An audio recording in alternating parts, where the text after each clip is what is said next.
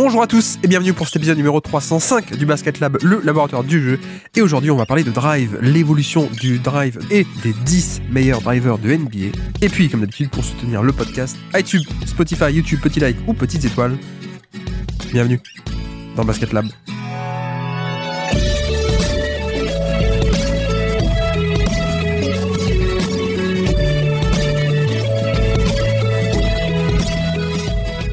Et donc, on se retrouve pour un nouveau numéro un peu spécial, comme disent à tous les youtubeurs à chaque fois, une vidéo spéciale.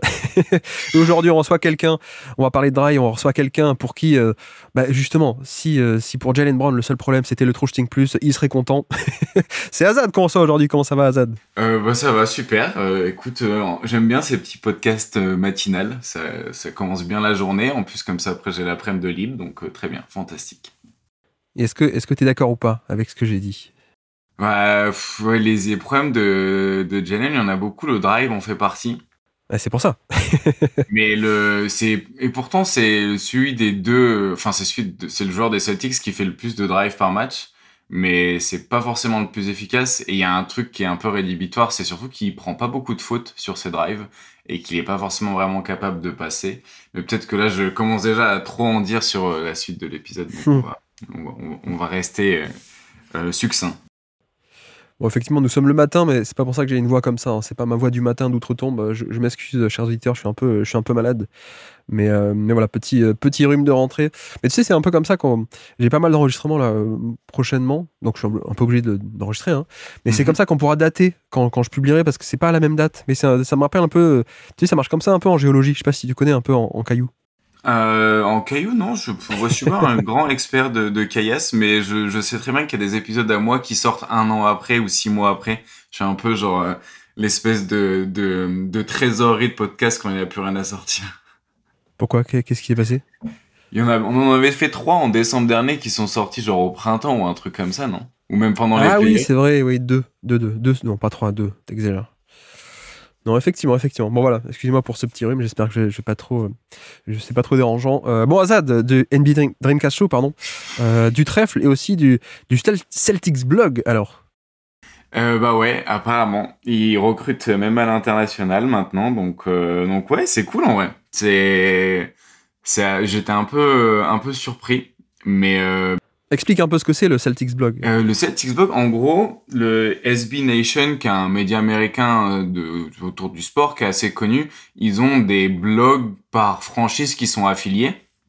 Et celui des Celtics existe depuis 2004, et en fait, ça fonctionne comme un média en ligne, mais un peu plus participatif, où il y a même des gens qui sont juste bénévoles et qui écrivent sur le site internet. Et voilà, c'est un peu un Celtics. Je pense que c'est le média principal. En vrai, enfin c'est le plus grand ou peut-être le média qui a le plus connu qui tourne autour des Celtics. Et ils ont recruté des gens cet été. Du coup, j'ai candidaté un peu pour voir. Et du coup, j'ai été pris. Donc voilà, là le prochain article qui va sortir, je sais pas du coup quand l'épisode va sortir, mais je fais une sorte de scouting report de Joe Mazzulla à la fac. Donc voilà, suivre ça sur le Celtics Blog. D'ailleurs, petite anecdote, moi quand j'avais fait ma première vidéo scouting sur Brandon Jennings, tu sais, qui passait des Bucks aux Pistons, je leur avais envoyé la vidéo. Je crois que c'était le blog de Motown. Eh bien, j'attends encore la réponse. Bon, après, heureusement, on a eu un succès international avec la chaîne YouTube, donc ça va. Bref, donc Azad, vous connaissez. Et donc, aujourd'hui, on est là pour un podcast sur le drive, justement, qui est un peu, en quelque sorte, la suite. Alors, la suite de 2, c'est un peu une trilogie, j'ai envie de dire. On avait déjà fait un peu, en cours de saison 2024, les meilleurs passeurs de NBA. On avait parlé d'un aspect un peu théorique, de comment est-ce que le passing a évolué à travers les âges, et notamment un peu récemment, quelles sont les qualités importantes, les catégories de passeurs, etc. Et donc, on avait fini par un top 10 des passeurs de NBA. Je vous encourage à aller écouter ce podcast. Et on avait fait un peu la même chose très récemment sur le NBA Dreamcast Show avec toi. Du coup, c'était plutôt sur les shooters, hein, c'est ça à l'époque ? Sur Dreamcast Show, ouais, c'était ça. C'était sur les shooters. Et même, on a essayé un petit peu de les hiérarchiser, de donner un peu les skills, l'importance aussi de l'évolution, mais aussi les différents métiers qui pouvaient exister chez les shooters. Un peu comme on avait fait chez les passeurs où il y avait différents types de passeurs et quelles étaient aussi les qualités requises pour être considéré comme parmi les meilleurs. Donc on va essayer de faire pareil sur le drive. Donc voilà, pareil, exactement un peu sur le drive. Donc le programme du jour, on va parler du driving game, un peu l'évolution récente. Qu'est-ce qu'on peut en dire, pourquoi c'est important, quelle distinction on peut en dire sur la valeur, notamment du drive. Vous allez voir qu'il y a 2-3 trucs un peu importants à dire. Et on finira un peu comme la dernière fois, comme les 2 dernières fois, un peu par les catégories peut-être de drivers, même si ça peut aller plus vite. Et puis un top 10 pour finir, une draft des meilleurs drivers de NBA, quel que soit le style, quel que soit le niveau, juste sur le côté valeur. Mais c'est vrai que pour te lancer, on peut commencer par là, mais il y a peut-être aussi un besoin de mise à jour en un sens, parce que, un peu comme pour le passing, on a eu cette évolution du jeu depuis 15 ans, évolution assez spectaculaire, en termes d'espace, en termes de rythme, en termes de tactique. Enfin, ça a été vraiment une révolution. Et donc, c'est vrai que c'est, en un sens, je trouve, moi, l'aspect qui est peut-être le plus impacté, qui a été le plus impacté par cette évolution, et paradoxalement, plus que le shoot, même en un sens, je trouve, parce que le shoot, ok, en fait tout le monde s'est mis à shooter, et voilà, il y a cette différence là, mais je trouve que dans le drive, on va un peu développer, mais le drive est toujours aussi important et intéressant, mais il y a de grandes évolutions, et on peut performer aussi de plein de manières différentes, peut-être un peu plus qu'avant, je trouve. Ouais, bah en fait, je pense que c'est peut-être le shoot qui le permet, et je pense qu'il y a aussi une meilleure réflexion de l'importance du drive et aussi des joueurs qui peuvent le faire. Je pense que tu vois, on parlait un petit peu sur l'épisode des passeurs que de plus en plus les joueurs à la fac qui sont shooting native, et aussi ils deviennent il y a de plus en plus de mecs capables de réaliser des skip passes, plus en plus de mecs capables de tirer à 3 points de manière efficace. Et je pense que la réalité des choses, c'est aussi qu'il y a de plus en plus de joueurs qui sont capables de driver comparé à il y a 10 ans. Si on prend les chiffres, par exemple, de 2013-2014, qui sont les premiers un peu chiffres sur drive qu'on a, quand on regarde les plus gros drivers de NBA, c'est Ty Lawson, Jeff Teague, Tony Parker, Michael Carter-Williams, Rondo, Dragic, Ellis, Isaiah Thomas. Bon, je vais pas faire toute la liste, mais le premier joueur qui n'est pas un meneur, entre guillemets, ça doit être Tariq Evans ou DeMar DeRozan, mais ils sont noyés au milieu de quasiment que des meneurs de métier, entre guillemets, alors que quand on regarde maintenant les plus gros drivers qu'il y a en NBA, on a bien sûr des meneurs, mais on a Zion qui est le 4e plus gros driver de NBA, qui est clairement pas un meneur. On va trouver des Giannis aussi. Donc il y a aussi un peu, je trouve, une évolution des drivers, parce que du coup on s'est rendu compte que c'était un peu un des outils principaux pour générer du décalage, et du coup il y en a de plus en plus qui le font, et qui le font à des plus gros volumes aussi. Ouais, non, mais en effet, il y a. Alors, juste pour dire aussi, quand tu as parlé de shooting native, ça veut juste dire que c'est des joueurs qui ont grandi et qui sont développés dans un environnement où il y avait déjà du shoot. Donc, donc un peu la différence de ce qu'on a connu sur les années 2010, notamment, où tu avais des mecs qui shootaient pas trop et qui ont un peu dû s'y mettre. Là, on a des vagues de jeunes talents qui, en fait, ont déjà grandi avec ces standards-là et qui n'ont pas grandi avec des espèces de barrières mentales de non, le gros il doit pas shooter, le grand il doit pas shooter, ou ce genre de choses, ou alors on peut shooter mais un petit pick and pop et pas forcément à 3 points, etc. Donc, ça, c'est pour le shooting native. Et je précise aussi que c'est un peu malheureux parce que dans l'exercice du jour, on aurait voulu remonter beaucoup plus loin, justement. Ouais. Mais en effet, pourquoi est-ce qu'on a des stats de drive, c'est pas des mecs qui comptent à la main, ce sont les fameuses caméras de tracking, en fait. Donc des caméras de positionnement qui regardent à tout instant qu'est-ce qui se passe. Donc c'est ça qui est un peu enregistré de manière automatique, ou en tout cas avec de l'intelligence artificielle. Et malheureusement, ça ne commence qu'en 2014. Saison 2013-14. Et voilà, on est déjà un peu au début de la révolution. Pour le coup, même si on n'y est pas totalement, mais tu vois, j'aurais été curieux de comparer avec des chiffres de 2005, 95, etc. Bon, malheureusement, on n'a pas ça. Donc c'est un peu ce qui est dommage. Mais pour le coup, même en sortant un peu de ces chiffres-là, c'est vrai que, enfin d'ailleurs, même au niveau des chiffres, on peut rester sur les chiffres 2 secondes, mais tu vois, le meilleur driver de NBA à l'époque, donc tu disais c'était Ty Lawson, il y a 10 ans, qui était à 17 drives par match. Ouais. Je crois qu'aujourd'hui, Shai, il va chercher 24, 25, 26 de tête, ouais, ou alors l'an dernier, il était à 24, un truc comme ça. Enfin bref, il y a aussi une explosion là-dessus, et même en termes de profil, comme tu disais. Et voilà, je pense que c'est aussi là la base de tout, comme tu dis, le 3 points et le shoot a été au service de ça. Parce qu'il faut aussi se rendre compte qu'on va le développer, mais le tir le plus rentable du basket, c'est un peu au panier, justement. Et donc, en fait, ce shoot a été mis en place pour libérer le panier. Tu sais, c'est un peu ce que répète à chaque fois Mike D'Antoni, qui dit, bah non, nous, c'était pas par pure idéologie du 3 points pour le 3 points. C'est juste qu'on était à une époque où tout le monde avait son pivot qui pouvait mettre la balle proche du panier et scorer autour du panier. Et nous, on l'avait pas. Donc, quel est le meilleur moyen d'avoir la balle proche du panier? C'est pas de mettre plein de monde autour du panier ou alors de donner la balle à un mec proche du panier. En plus, les Suns, ils avaient pas ça. C'était au contraire de libérer la zone, d'évacuer la zone, pardon, de la libérer, de la vider, pardon, plutôt, excusez-moi.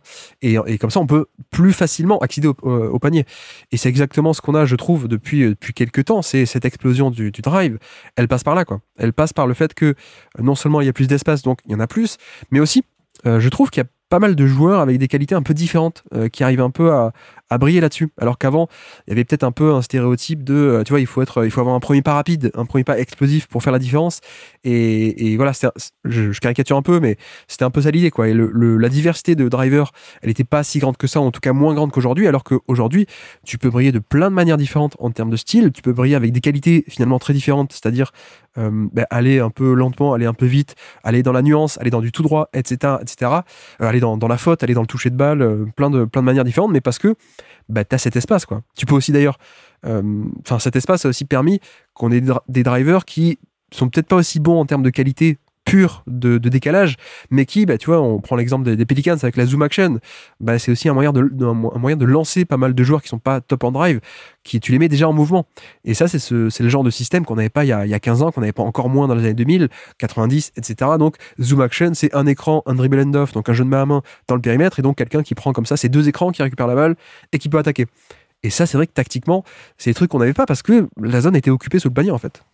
La zone était occupée sur le panier et on n'avait pas aussi une approche peut-être aussi pointue de vouloir optimiser chacune des actions.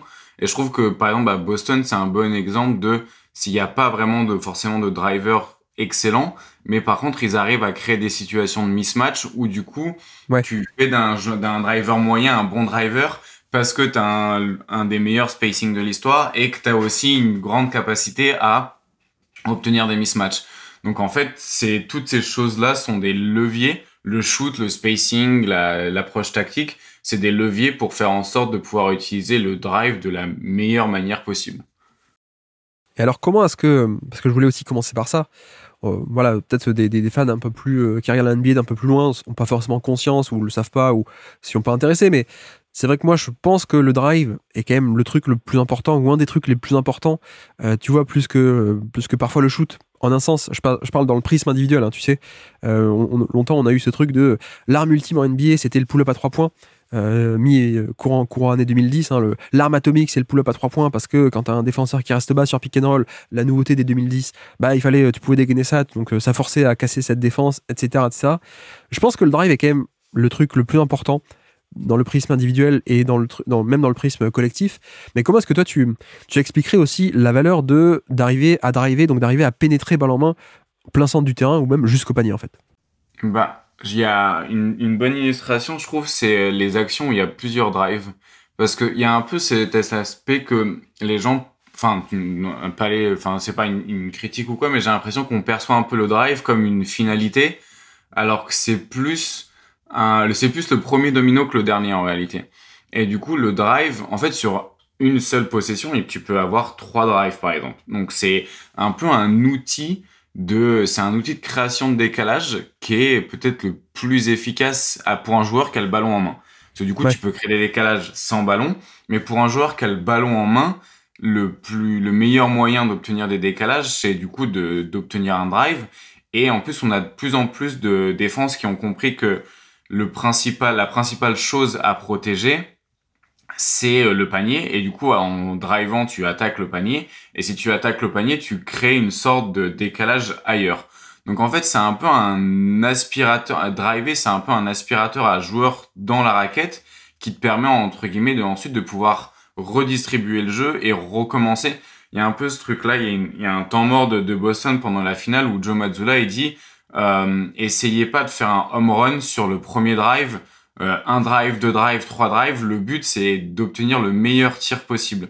Donc en fait, le drive est un outil et un outil de création plus que un type de finition. C'est un peu comme le post-up. On avait fait l'épisode sur le post-up comme outil de création. Là, c'est un peu pareil. Le drive te sert pas à marquer un lay-up. Le drive te sert à créer un chaos parce que c'est là où la défense est est le plus en difficulté et obligé de faire un choix. Oui, d'ailleurs, c'est un peu là-dessus où tu vois, le Boston, tu regardes les chiffres de drive, peut-être ils sont un peu plus faibles que ce qu'ils ne sont réellement parce que on a aussi ce truc de, bah voilà, et quand le drive se termine pas forcément par un tir, c'est pas toujours compté. Alors bon, c'est un peu flou, hein, ce truc de Ouais. comptage parfois des tracking, et puis c'est imparfait, mais non, mais je te rejoins, et puis je pense que au-delà de la création de décalage, déjà, la première chose, c'est que c'est, encore une fois, hein, mais il faut insister, c'est ce qui va chercher les tirs les plus rentables du basket.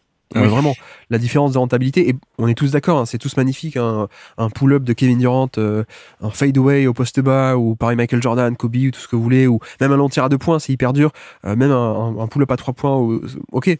Mais en fait, factuellement, en termes de rentabilité moyenne, probable et attendue, c'est les tirs au panier les plus rentables, et de manière assez incroyable. Et je parle pas que des lay-ups d'ailleurs, parce que déjà le lay-up en soi est un tir bien plus rentable que par exemple un long tir à 2 points. Ok. Ouais.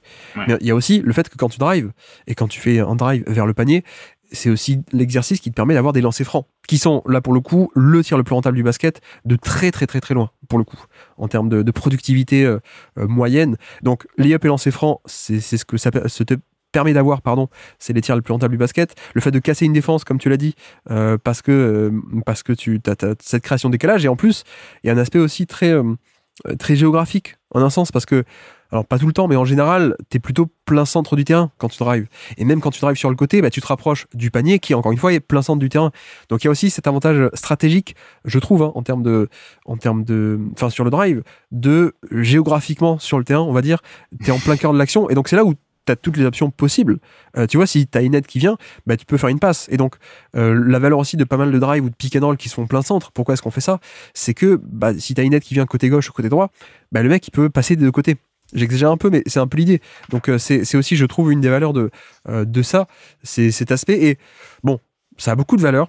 On est d'accord qu'il y a tout de même quelques exceptions à ça.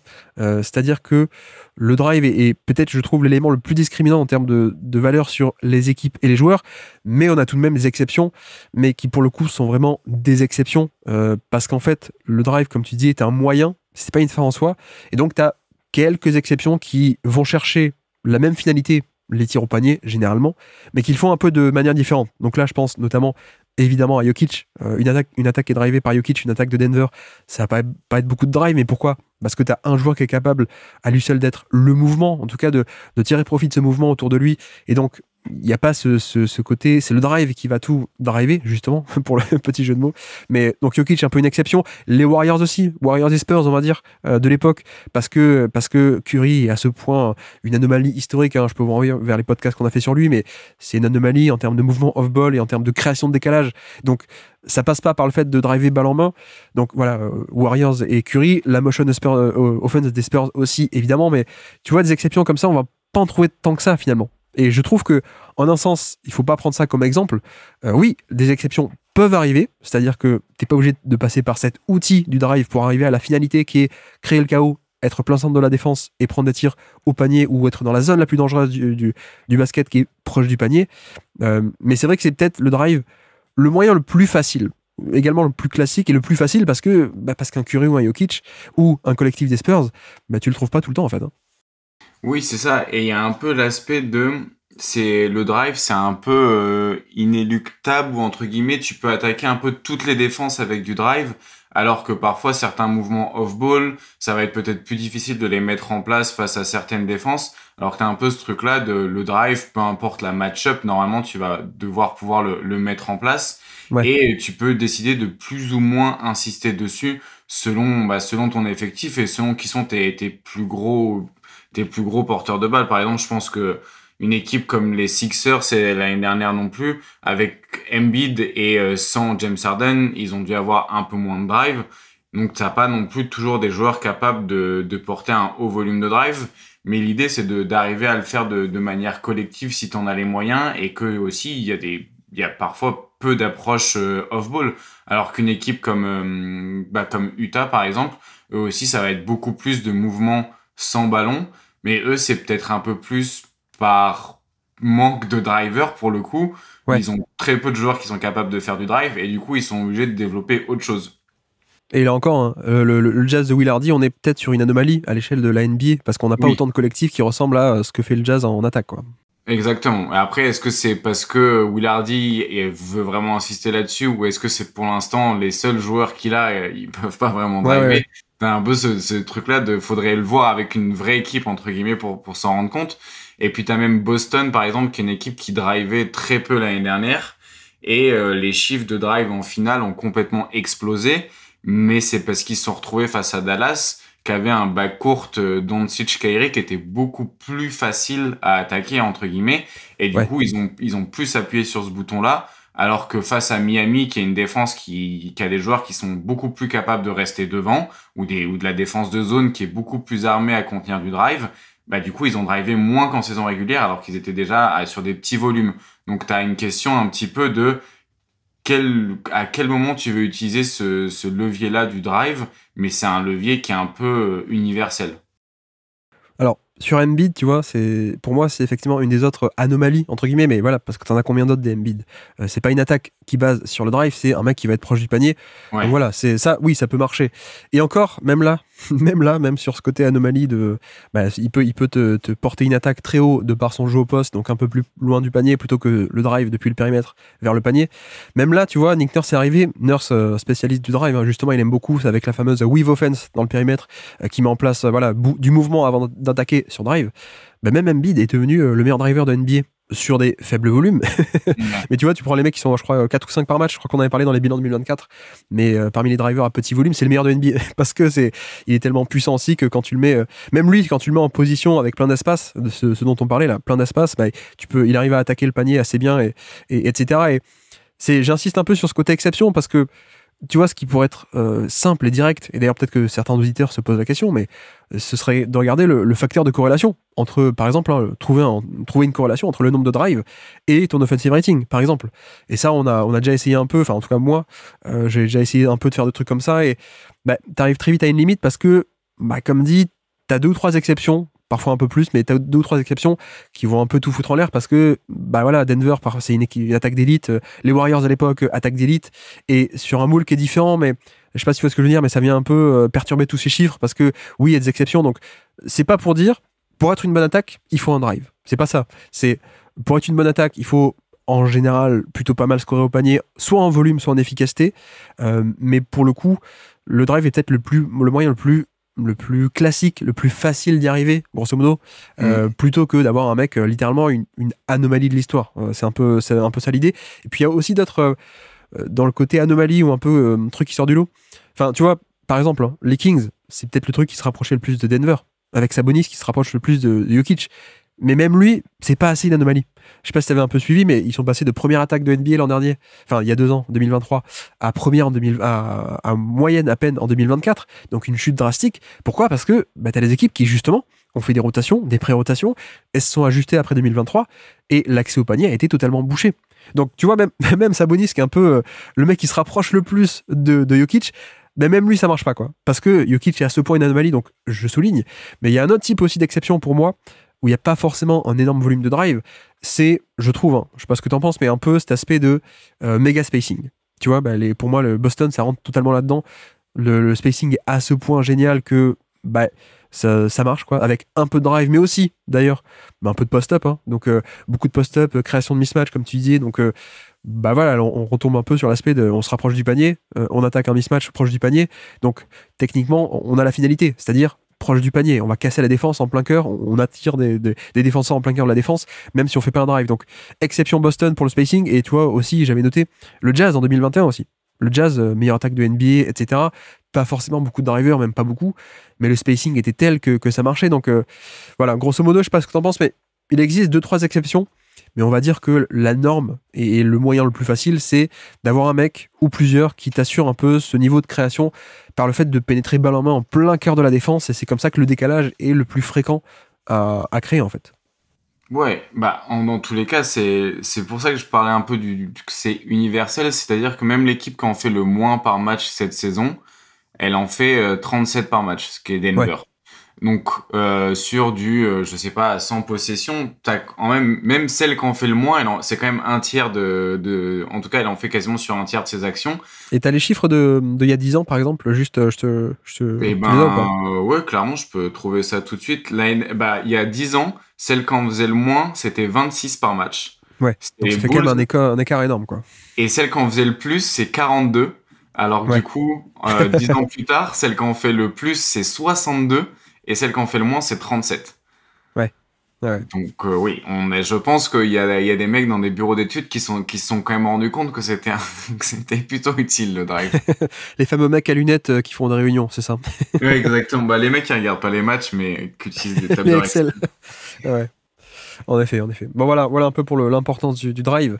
Bon, c'est aussi là-dessus, je trouve, hein, que Boston est un peu particulier parce que il faut un peu des deux, tu vois. Je trouve qu'il y a du drive, mais il y a aussi cet aspect de, bah, en fait, quand tu fais on en avait parlé, hein, dans l'épisode des post-up, tu crées un mismatch et tu vas l'attaquer au poste bas ou pas loin, bah en fait, ça a le même impact parce que ça déclenche une prise à deux, donc une passe, du jeu qui se développe, etc., quoi. Donc tout est un peu lié.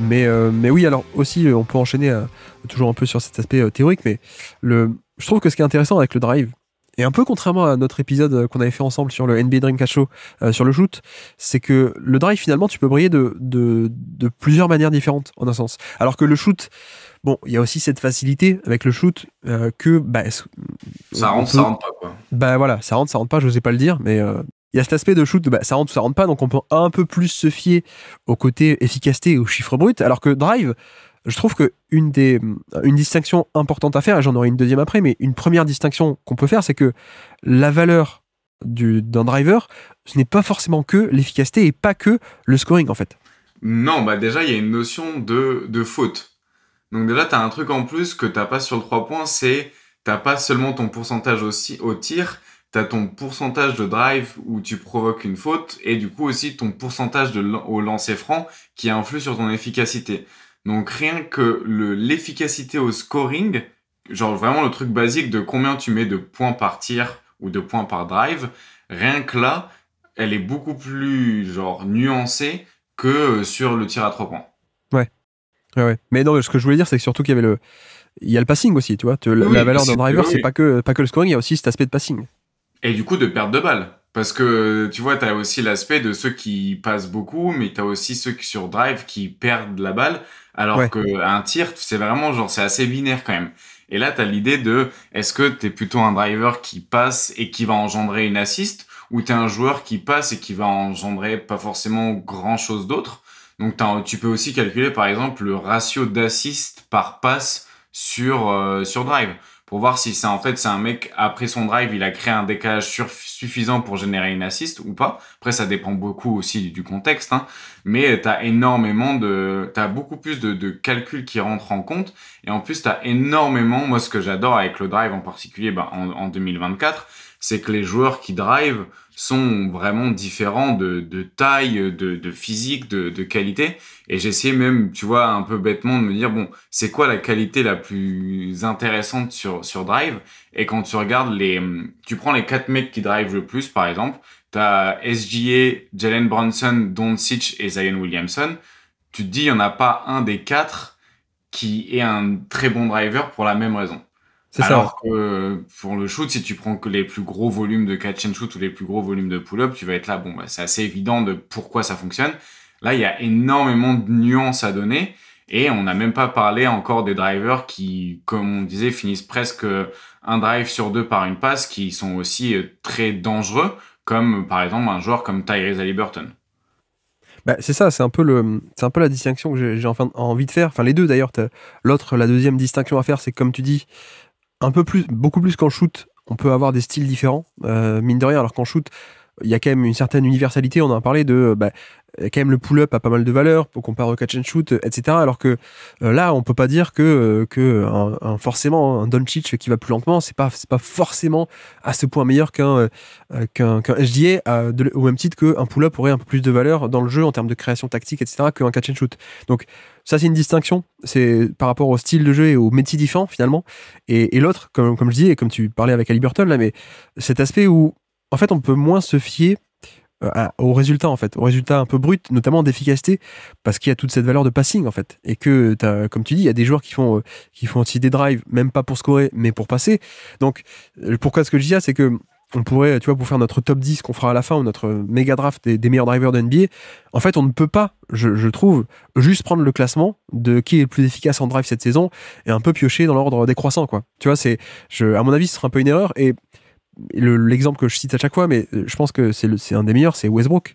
Russell Westbrook, dans son prime, hein, par exemple, si on prend sa fameuse année 2017, il est, en termes d'efficacité, il est à 1,10 points par tir sur des tirs en fin de drive.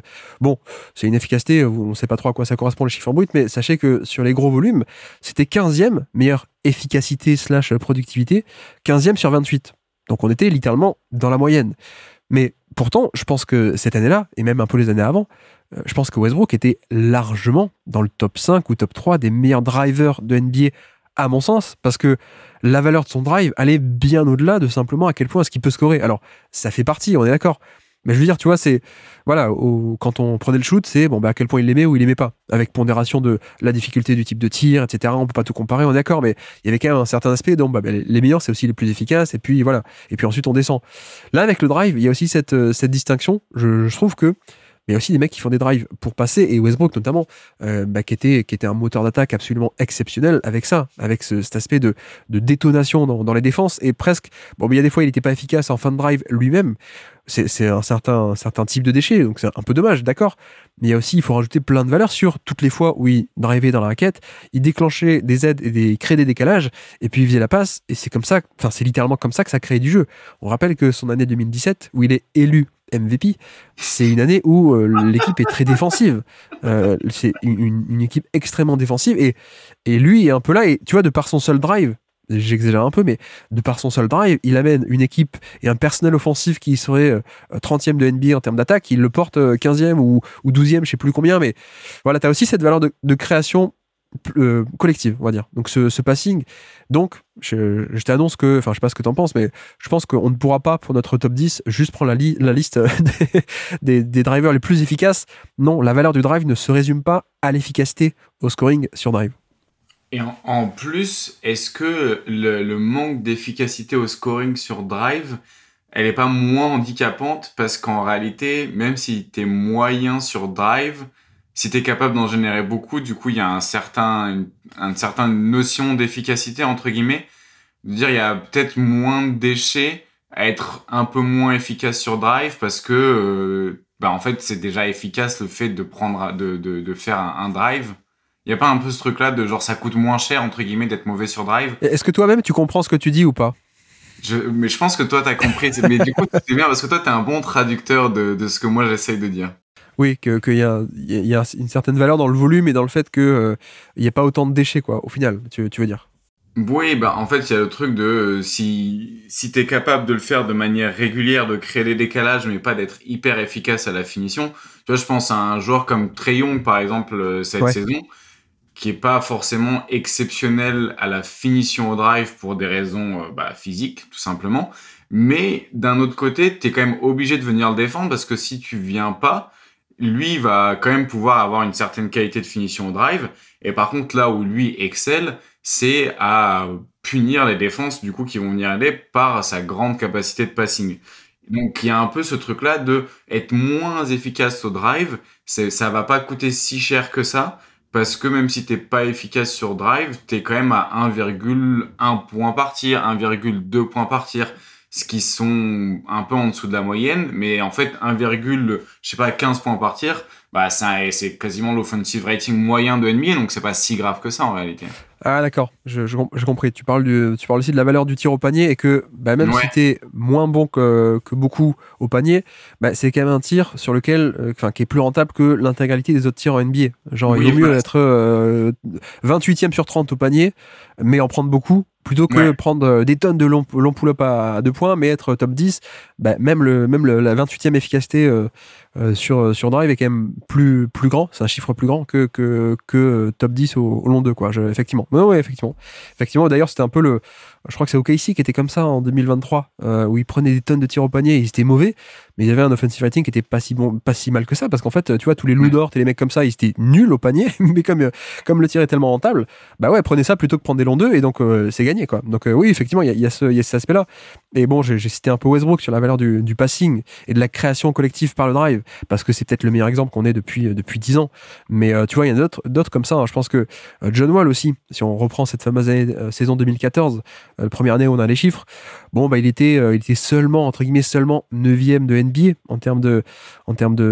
pardon, non, c'est 2017, c'est pas 14. Seulement 9e de NBA, entre guillemets, donc on n'est pas top 2, top 3 en termes de scoring efficacité, mais on a quelqu'un qui était pareil, un moteur de drive assez incroyable. Ty Lawson aussi, qui évidemment en termes de scoring avait des limitations de jouer en dessous du niveau du cercle parce qu'il était petit, pas des longs bras, pas de verticalité, pas d'explosion verticale en fin de drive, etc., etc. Donc c'est pas tant que ça un bon driver, mais qui avait une valeur assez énorme de par son dynamisme en fait. Et c'est un passeur en mouvement qui était génial, plus l'aspect de créer des décalages parce que premier pas rapide et tout, donc il s'infiltrait dans la défense. Et je pense que on peut même prendre un exemple un peu plus récent qui est TJ McConnell, je pense. Ouais. Tu vois, McConnell, c'est un mec qui est un peu comme ça, où même lui, il aura, un peu comme Haliburton, un peu le même système des Pacers, mais McConnell, il le fait depuis longtemps. En fait, ça a toujours été un énorme driver, un énorme volume de. Pardon. Un énorme driver, oui, on va le dire comme ça, juste, j'ai pas les mots. Un mec qui a toujours fait beaucoup de drive, alors que il prenait assez peu de tirs en fin de ses drives, et depuis toujours, parce que c'est pas trop sa force. Tu sais, c'est un peu. Je pense que si on avait les chiffres, ce serait un peu pareil pour Steve Nash, en quelque sorte. Ou Steve Nash qui faisait ses pénétrations, qui arrivait au panier, et le fameux nashing. Donc, qu'est-ce que c'est? C'est faire 2-3 dribbles plus. Plutôt que prendre le tir, tu ressors de l'autre côté de la raquette en continuant de dribbler, et parce que tu dribbles encore un peu, et il y a une ouverture qui se fait dans la défense. Je pense que McConnell, c'est un peu ça. Et au niveau Pacers, Haliburton, c'est aussi ça. C'est le drive n'est pas fait que pour scorer. Il y a aussi cette idée que tu peux aussi juste pénétrer, être en plein cœur du terrain, plein centre du terrain, et donc ça va provoquer des aides. Et si les aides viennent, tu ressors et puis ça fait du jeu, quoi. Et puis etc. etc. Donc voilà, c'est un peu ce modèle du passing et du fait que je le répète, mais la valeur d'un driver n'est pas que sa valeur de scoreur, je pense. Il y a aussi la valeur de passing. Donc on va essayer un peu de mélanger les deux. Et puis même, tu vois. J'avais un autre archétype, à mon sens, qui est un peu, on peut appeler ça l'étincelle. Je sais pas si tu vois ce que je veux dire, mais l'étincelle, pour moi, c'est un peu les mecs qui n'ont pas de passing, qui sont pas forcément toujours géniaux en termes de finition des tirs sur drive, mais qui sont quand même l'étincelle qui crée le premier décalage. Et donc ces mecs-là, dans un bon collectif, c'est ça qui crée le décalage, et ensuite, le collectif arrive à en tirer profit. Et là, le meilleur exemple, c'est Tony Parker, qui a pas un niveau de passing, qui a jamais eu un niveau de passing énormissime, mais tu le mettais aux Spurs, avec le collectif des Spurs qu'on connaît, ouais, en fait, c'est ça qui crée la première étincelle, le premier décalage, et qui permettait ensuite, avec le passing de Tim Duncan, Boris Dio et tous les autres autour, ensuite, une fois que le décalage est fait, on l'amplifie, on va chercher extra passe, et puis tir ouvert. Et tu vois, c'est aussi un moyen où la valeur de Parker, elle est au-delà de sa valeur de scoring sur drive, mais elle allait aussi au-delà de son passing, mais parce que il était tellement bien optimisé que il lui suffisait juste, entre guillemets, de créer le décalage, et ensuite le reste de l'équipe faisait ce qu'il fallait, quoi. Ouais, puis t'avais aussi un esprit un peu de répétition où tu commences aussi à avoir des habitudes. Tu vois, s'il y a des mecs comme Jalen Brown qui arrivent à avoir des bons niveaux de passing sur drive, c'est pas parce que c'est un bon passeur sur drive, c'est parce qu'il y a une certaine répétition, et c'est un peu comme Tony Parker. En fait, il a été dans le même écosystème depuis le début. Donc au final, tu commences à avoir un peu des repères, et en plus, t'évolues dans un système collectif qui est optimisé pour cacher tes défauts. Du coup, le drive fonctionne très bien là-dessus, et l'étincelle de Jalen Brown, c'est d'avoir un premier pas qui est quand même assez rapide, et de le faire dans un spacing qui est optimisé à fond. Du coup, tu peux ensuite un peu avoir l'air peut-être meilleur que tu l'es en réalité, parce que tu évolues dans le bon système, et le drive, c'est un bon exemple de ça. Et l'exemple un peu plus récent aussi, comme Jalen Brown, je trouve, c'est Maxey, tu vois. Tyrese Maxey, tu regardes ses chiffres d'efficacité en drive, Bon, ben en fait, c'est pas top. Hein. Pour le coup, tu vois, il est à 1,09 points par tir en fin de drive. Au passage, Jordan Poole, sa pire saison, il est à 1,08 cette année. Fermons la parenthèse. Mais non, mais Maxey, en termes d'efficacité, juste, il est 36e centile parmi les gros drivers. Donc, bah, à peine mieux que 30%, 36% des gros drivers. Donc, c'est pas top. Il a pas non plus le passing. On sait que voilà, il n'y a pas ce côté driving kick ou passing génial comme des Doncic ou autres. Mais en fait, je pense que sa valeur, elle va aussi au-delà de ça parce que c'est une espèce de première étincelle qui crée le décalage et ensuite c'est comme ça que la possession se fait. Donc il n'y a pas un passing fantastique comme Westbrook par exemple, il n'y a pas une efficacité géniale comme Doncic ou comme SGA ou d'autres, mais il y a cette valeur aussi de je suis une étincelle qui crée le décalage et ensuite on arrive à l'exploiter.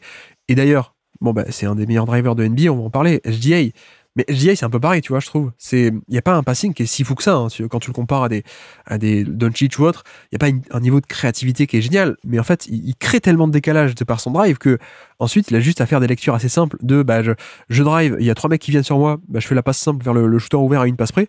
Et puis en fait, c'est fait, quoi. Donc, il y a aussi cet avantage de quand tu crées ces décalages de par un drive d'élite, finalement, tu n'as même pas forcément besoin aujourd'hui d'avoir un passing de très très haut niveau. Des lectures assez basiques font que tu trouves des tirs ouverts et tu génères des tirs ouverts. On retombe un peu sur cet aspect de stratégique de driver, c'est plein centre du terrain et donc c'est aussi la position la plus dangereuse en fait.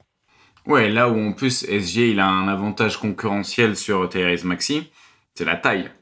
Et c'est là où du coup on va rentrer un petit peu peut-être dans les attributs physiques ou techniques qui font t'es un excellent driver ou t'es un driver moyen ou t'es capable d'en profiter. Parce que du coup, par la taille, t'es souvent défendu par un joueur qui est plus petit, donc il a aussi plus de marge de manœuvre en termes de passing après le drive ou en cours de drive par sa taille et la qualité de son handle aussi. Après, on est d'accord, les meilleurs drivers de NBA, ils ont un peu les deux. Ils ont cette valeur d'efficacité, de scoring et de passing. Et évidemment. Mais je veux dire, vu qu'on fait un peu une discussion un peu plus globale, on est d'accord que voilà, il faut quand même noter ces distinctions. Et bon, il fera pas partie des meilleurs, mais McConnell, pour moi, c'est un peu ça. La valeur de son drive, elle est sans doute un peu plus élevée que certains autres. Tu vois, si je te pose la question, tu préfères un McConnell ou le drive de Norman Powell? C'est pas dire, enfin c'est pas jouer d'avance pour moi parce que McConnell ça va être juste Norman Powell au Clippers c'est juste je prends la balle et je fais mon drive tout droit et puis voilà et je score relativement efficacement, mais au-delà de ça crée pas grand chose d'autre quoi, parce qu'il a pas le passing et c'est un peu un tout droit, c'est un peu le fameux gunman qu'on a décrit récemment sur le podcast, mais tu vois entre le drive de McConnell ou le drive de Powell, l'un est très typé scoring, l'autre est très typé passing, je pense qu'il y a un peu bataille quoi pour le coup, donc voilà, aussi bien retenir que cette valeur part des deux et souligner aussi le fait que au final pour être un bon driver il faut aussi, enfin en tout cas pour être un driver d'élite il faut aussi mine de rien être un bon passeur, je trouve. Et c'est un peu, on rejoint la discussion, je sais pas si tu te souviens des passeurs, on disait au final on décrivait tout et on disait pour être un excellentissime passeur NBA, et en fait il faut aussi paradoxalement ou ironiquement un haut niveau de scoring, parce que c'est ce niveau de scoring qui fait que tu vas peser sur les défenses, ouvrir des brèches et donc tu vas pouvoir passer. Là c'est un peu pareil à mon sens de si tu veux être l'élite de l'élite de l'élite des drivers NBA, paradoxalement il faut aussi un certain passing, parce que sinon c'est juste du tout droit pour toi et puis c'est pas hyper intéressant.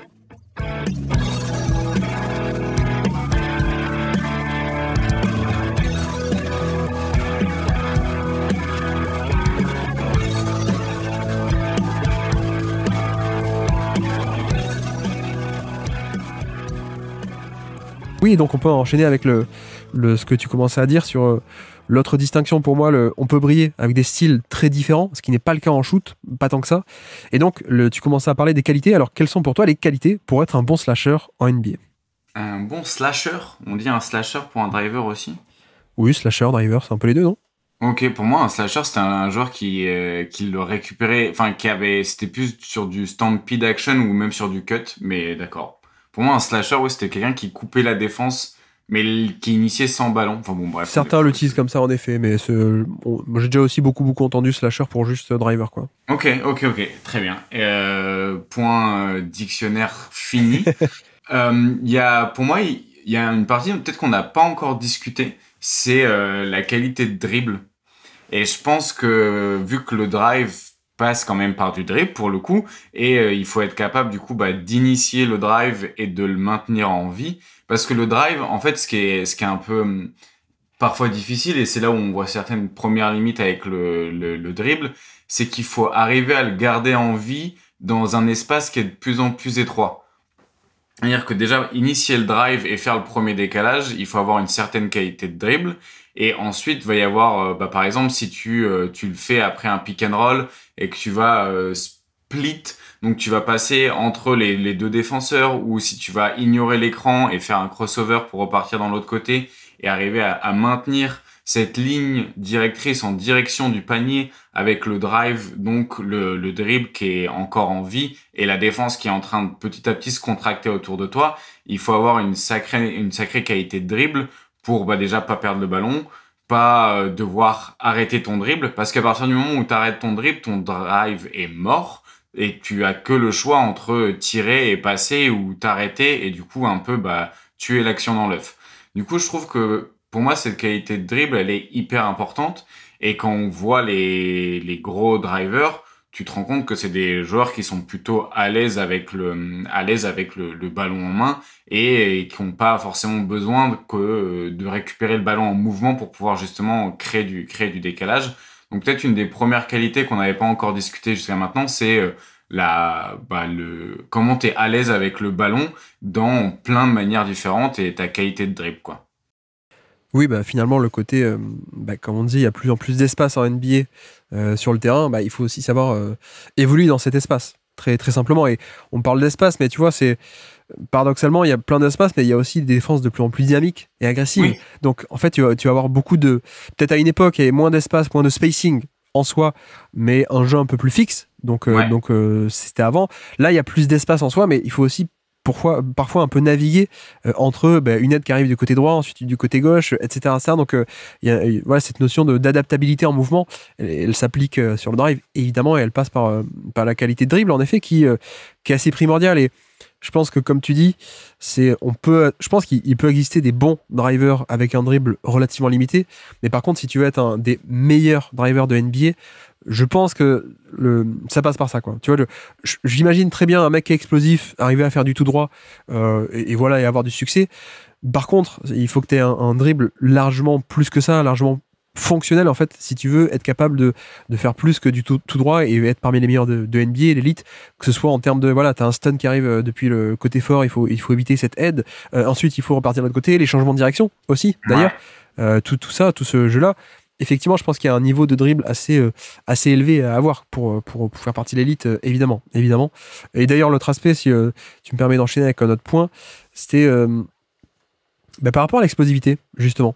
Ouais. Je trouve que ça aide évidemment, mais je trouve que paradoxalement, c'est un peu moins une nécessité aujourd'hui d'avoir cet aspect d'explosif. Le fameux premier pas rapide, tu sais, c'est quand tu fais du scouting, et tu lis un peu des rapports Draft Express notamment, qu'on a fait pendant plus de 10 ans, des rapports écrits, et tu lisais, et le point central à chaque fois, c'était le premier pas, quoi. Et à quel point il a un premier pas ou pas. Ouais. Et je trouve que en termes de scouting, on a longtemps, et peut-être un peu trop, mais longtemps mis ça un peu sur un piédestal, à quel point tu as un premier pas rapide, donc c'est-à-dire au démarrage, tu es capable de passer, de mettre dans le vent ton défenseur, grosso modo. Et oui, on va le voir, quand on va faire le classement, je pense qu'on aura des mecs tout en haut qui ont un premier pas de malade mental. Je pense à Memphis, par exemple, quelqu'un à Memphis. Mais voilà, Ja Morant, c'est l'explosivité, c'est le modèle un peu d'avant, entre guillemets. Je caricature beaucoup, mais je trouve qu'il y a aussi pas mal de mecs qui, aujourd'hui, sont les meilleurs de NBA, avec un rythme beaucoup plus lent, ou en tout cas avec un rythme très différent.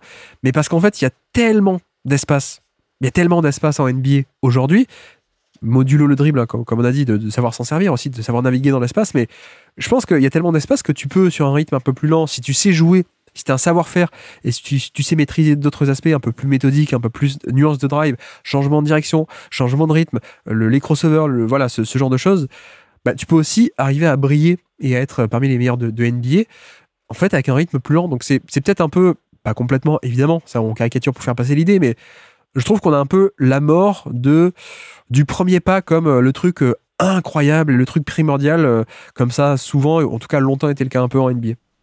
Ouais, je pense que c'est un truc c'est un peu un fantasme du passé. Et peut-être qu'aussi c'était un truc qui était visuellement qui était très accessible visuellement et qui se voyait beaucoup un premier pas rapide. Donc c'est un peu de l'analyse, c'est très en surface parce que du coup ça se voit très vite.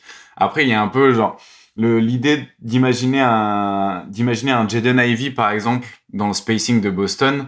Je serais quand même curieux de voir à quel point ça pourrait en faire un truc hyper dévastateur parce que le spacing est tellement optimisé qu'un premier pas aussi dévastateur pourrait suffire en fait à en faire un driver encore plus efficace parce que là pour l'instant du coup le problème c'est que Jaden Ivey qui a un premier pas qui est assez dévastateur, il le fait dans un spacing qui est on peut l'appeler moyenâgeux quoi. Donc Ouais. ça c'est un truc que j'aimerais voir, ce serait un premier pas dévastateur dans un gros spacing. Et puis tu vois le premier pas de Ja Morant il est explosif, mais en réalité ils utilisent quand même beaucoup Memphis, ils utilisent quand même pas mal de variations pour aussi lui offrir encore plus de dynamisme et de vitesse avec des get action, avec des blind pig, avec des stampede action où en fait il récupère le ballon et il booste un peu son premier pas, il lui met un peu, ils mettent un peu de nitro dans Ja Morant entre guillemets en lui filant des ballons où il est déjà en mouvement pour que le premier pas soit encore plus dévastateur. Pour dire qu'en fait même le meilleur des premiers pas en NBA a besoin de spacing et a besoin d'une approche tactique pour vraiment être entre guillemets ouais encore plus efficace et pour être encore pour qu'on puisse encore plus compter dessus quoi. Non, mais alors après, évidemment, vous avez compris, on essaie un peu de caricaturer Oui. pour faire des tendances générales, mais effectivement, avant, il y avait aussi il y avait des André Miller dans les années 2000, il y avait des Ouais. Jason Kidd, il y avait des Steve Nash qui n'étaient pas explosifs, mais qui allaient petit à petit avec ses nuances. Donc, effectivement, mais je trouve que, en tout cas, parmi l'élite de l'élite, on a un peu cette diversification de profils qui est assez notable et qui ne se repose pas uniquement sur cet aspect de le premier pas. Le premier pas, le premier pas, le premier pas. Il y a plein de. Bah, tu vois, je trouve qu'il y a un peu une prolifération de drivers un peu lents même, en un sens, que ce soit Luka Doncic, que ce soit SGA d'une certaine manière, même s'il peut Ouais. être assez rapide, mais il peut aussi y aller un peu lentement. DeMar DeRozan aussi, Ouais, c'est qui a ce des que chiffres j'avais en d'élite. tête. Voilà, exactement. Et même LeBron, tu vois. Ouais. Bah, LeBron, LeBron c'est peut-être même un beau symbole, symbole de ça, pardon, parce que c'était déjà un driver d'élite à l'époque, mais pourquoi? Parce que premier pas incroyable, évidemment, au démarrage, l'explosivité, mais finalement, le LeBron qu'on a depuis quelques temps, là, c'est un mec qui a plus trop ce premier pas. Et qui a plutôt, donc, ce côté, je peux faire la différence au démarrage. Et pourtant, on en a parlé récemment, mais LeBron est encore en termes d'efficacité, le troisième meilleur driver le plus efficace de NBA parmi les gros volumes. Et il n'y a plus cette vivacité, mais c'est le driver plus lent, plus puissant, justement, aussi. Peut-être on en parlera au niveau des catégories de drivers, mais voilà, tu vois, ce qui est marrant, c'est que le scouting et à la draft, on parlait beaucoup de ça. Je me souviens de Doncic, on disait mais quid de sa création individuelle, sa création offensive en NBA, parce que regardez, il a pas ce premier pas. Non mais moi aussi j'étais le premier à le dire, et en effet, même d'ailleurs SGA, j'avais fait des vidéos et sur à l'époque de Luka Doncic et sur SGA aussi à la fac à Kentucky. Et en effet, t'as des séquences où tu regardes que il arrive pas à placer un premier pas rapide, et donc le premier move est stoppé, pas de création de décalage, pas de création d'espace, et puis ça va nulle part quoi. Donc ça existe, mais ce que je veux dire, c'est que c'est aussi des mecs qui, vu l'espace qu'ils ont à disposition, même sans ça, ils sont arrivés à trouver des autres moyens, avec de la nuance, avec du dribble, avec de la puissance. Et c'est peut-être aussi ça, je trouve, qu'on a de plus en plus en NBA, c'est il y a des drivers de folie, explosifs, Westbrook, Wall, Ja Morant, etc. Mais on a aussi des manières de faire autrement. Et oui, pardon, pourquoi je disais ça, c'est que Doncic, on disait à quel point est-ce qu'il pourra être un driver, un créateur offensif alors qu'il n'a pas ce premier pas rapide et pas cette vivacité. De l'autre côté, on disait Andrew Wiggins, premier choix de la draft 2014, c'est génial, il a ce premier pas. Il suffirait juste qu'il arrive à développer le dribble, à développer le côté cérébral, à développer la finition, etc. Et au final, tu vois, on parlait assez élogieusement de Wiggins parce qu'il avait ce profil classique, on va dire, de l'athlète drafté très haut, le premier pas, la taille, la longueur, alors que Doncic c'est un peu l'inverse, et on voit que, on sait finalement le savoir-faire et le comment est-ce que tu joues. Et c'est ce qui a le plus de valeur et ce qui réussit le plus, alors que si tu as juste le capital physique, c'est vrai que ça marche un peu moins. Et voilà, on a des styles très différents en NBA, peut-être, bon bref, on garde ça pour la suite, on y arrivera. Mais il y a aussi un autre aspect qui est important, c'est que là pour l'instant on a parlé à peu près que avec le dribble, les qualités de physique, athlétique, physico-athlétique. D'ailleurs, taille et longueur de bras, on l'a pas précisé, mais évidemment, plus vous allez être grand, plus vous avez et une envergure de bras assez élevée, plus vous pouvez jouer, non pas au-dessous, mais au niveau du panier, au niveau de la hauteur avec laquelle vous déposez les lay-ups. Mais justement, on peut faire aussi la transition. Il y a un aspect qui est primordial, c'est pas que comment est-ce que tu arrives au panier, mais comment est-ce que tu finis aussi au panier. Ça, à mon avis, c'est aussi là-dessus qu'on va arriver à discriminer et à séparer pas mal de joueurs qui sont juste des mecs qui vont au panier, mais c'est un peu plus compliqué, ou alors des vrais drivers d'élite. Il y a la comment tu finis, et le toucher, les situations dans lesquelles tu peux finir aussi, parce que du coup, il y a un peu ce truc-là de, tu peux être élite dans un type de drive, mais du coup, arriver les playoffs où les équipes construisent un petit peu leur stratégie en fonction des forces de la adverse de la match-up, tu peux aussi être beaucoup plus mis en difficulté si t'es un driver un peu unidimensionnel. On va pas encore trop aller dans citer des noms, on attendra les classements et tout. Mais il y a des drivers qui sont peut-être plus difficiles à arrêter parce que ils ont une meilleure variété de finition au drive et du coup, ils ont un peu ce côté implacable au drive alors que certains autres il y a déjà des stratégies qui ont été mises en place pour un peu les ralentir et en tout cas leur enlever une certaine efficacité à arriver à la finition au drive parce que là, du coup, la finition au drive, elle a un peu l'alliage de toujours la dimension athlétique parce qu'il te faut une certaine verticalité et même une horizontalité d'arriver à, quand tu prends ton dernier appui, à aller vers le panier en hauteur et en longueur, entre guillemets. Et une notion de toucher des deux mains. Est-ce que tu sais bien gérer tes angles? Est-ce que tu sais aller prendre le contact et finir au cercle? Ou est-ce que tu es plutôt du genre à te retirer du contact et du coup perdre un peu ton centre d'équilibre et en plus pas provoquer des fautes? Donc il y a une notion qui est très complexe et où il y a beaucoup de choses qui rentrent en jeu, du toucher, de la verticalité, de l'horizontalité, d'un certain physique aussi, de pouvoir encaisser les chocs et rester gainé pour pouvoir quand même finir au cercle. Et je trouve que le shooting fall percentage sur le drive, enfin je sais pas exactement comment il l'appelle, le personal foul sur drive, je trouve que c'est un bon indicateur aussi de quel type de finisseur au drive tu es et qu'est-ce que tu arrives à en faire. Ouais. Non, mais effectivement, il y a un peu de tout ça. Et c'est vrai que déjà le toucher de balle, c'est la base. Donc c'est une espèce de la précision pure en fait. Hein. Peut-être on peut le formuler comme ça. Et voilà, t'as des joueurs qui vont être hyper explosifs. Et d'ailleurs, c'est souvent le cas. Ça se recoupe un peu malheureusement. C'est cet aspect de parfois des uber athlètes. Ils n'ont pas forcément ce toucher de balle parce qu'ils l'ont pas développé ou parce que plein de raisons. Hein. Et le jackpot, c'est quand t'as un mec qui a les deux. C'est quand t'as un mec qui a l'explosivité pure de base et en plus qui a la finition. Mais souvent, ça va pas forcément ensemble, en tout cas. Donc cette espèce de toucher, de doigté, bah ouais, en fait, si t'as un layup dans tel angle ou dans tel angle, t'es capable de le mettre parce que t'as cette précision de doigt hein, finalement. Donc il y a ça. Et puis je te rejoins aussi que il y a un aspect très dans la finition qui se passe au sol en fait. Tu vois, tu parlais de l'aspect horizontal, mais notamment tout ce qui est les meilleurs drivers de NBA, les plus admirables, je trouve, en tout cas que j'admire le plus, c'est aussi des mecs qui, en fait, ça se passe avant que le tir soit relâché, je trouve, en termes de technique, en termes de footwork, en termes de timing, de comment est-ce que tu gères le fait que tu as sans doute un défenseur que tu as peut-être un peu mis dans le vent, mais qui est quand même un peu soit derrière toi, soit sur tes hanches, soit même encore devant toi, plus le fait que tu as potentiellement un mec qui va aider en deuxième rideau, un protecteur de panier. Et donc comment tu arrives un peu à gérer ça le moment avant de tirer le layup. Et tu prends des Luka Doncic qui est fabuleux sur son footwork, et évidemment tu prends même des plus anciens, tout ce qui était Manu Ginobili, tu sais, le fameux Eurostep, etc. Voilà. Mais même sur un style plus lent, moi Jimmy Butler, c'est une folie. Jimmy Butler, t'as presque l'impression qu'il fait des pas de post-up, tu sais, en arrivant en fin de drive, il fait du post-up en fait, et ça c'est assez balèze. Et bon, je parle de Butler, mais pareil pour notre ami SGA par exemple, c'est vrai que la diversité de double pas, voilà, peut-être on peut le formuler comme ça, la diversité de double pas est quand même assez primordiale. Donc il y a cet aspect de, par exemple, je peux donner des exemples de, est-ce que tu es capable de gérer le timing avec un truc classique que fait Doncic, que fait Butler, c'est un premier pas du double pas que tu vas volontairement faire très très grand et donc un peu plus long, un peu plus lent, comme ça, quand tu enchaînes sur le deuxième, en fait, tu as perturbé le timing du défenseur. Le mec, il s'attendait à un double pas classique, et en fait, comme tu fais un premier pas du double pas très long, bah lui, il est déjà décollé, quoi. donc il y a ça. À l'inverse, t'as aussi des trucs sur lesquels SGA est très bon aussi. Et Tony Parker était un peu la figure de proue de ça. Tu sais, c'est le one foot layup. Pareil, hein, c'est un truc pour perturber le timing du défenseur.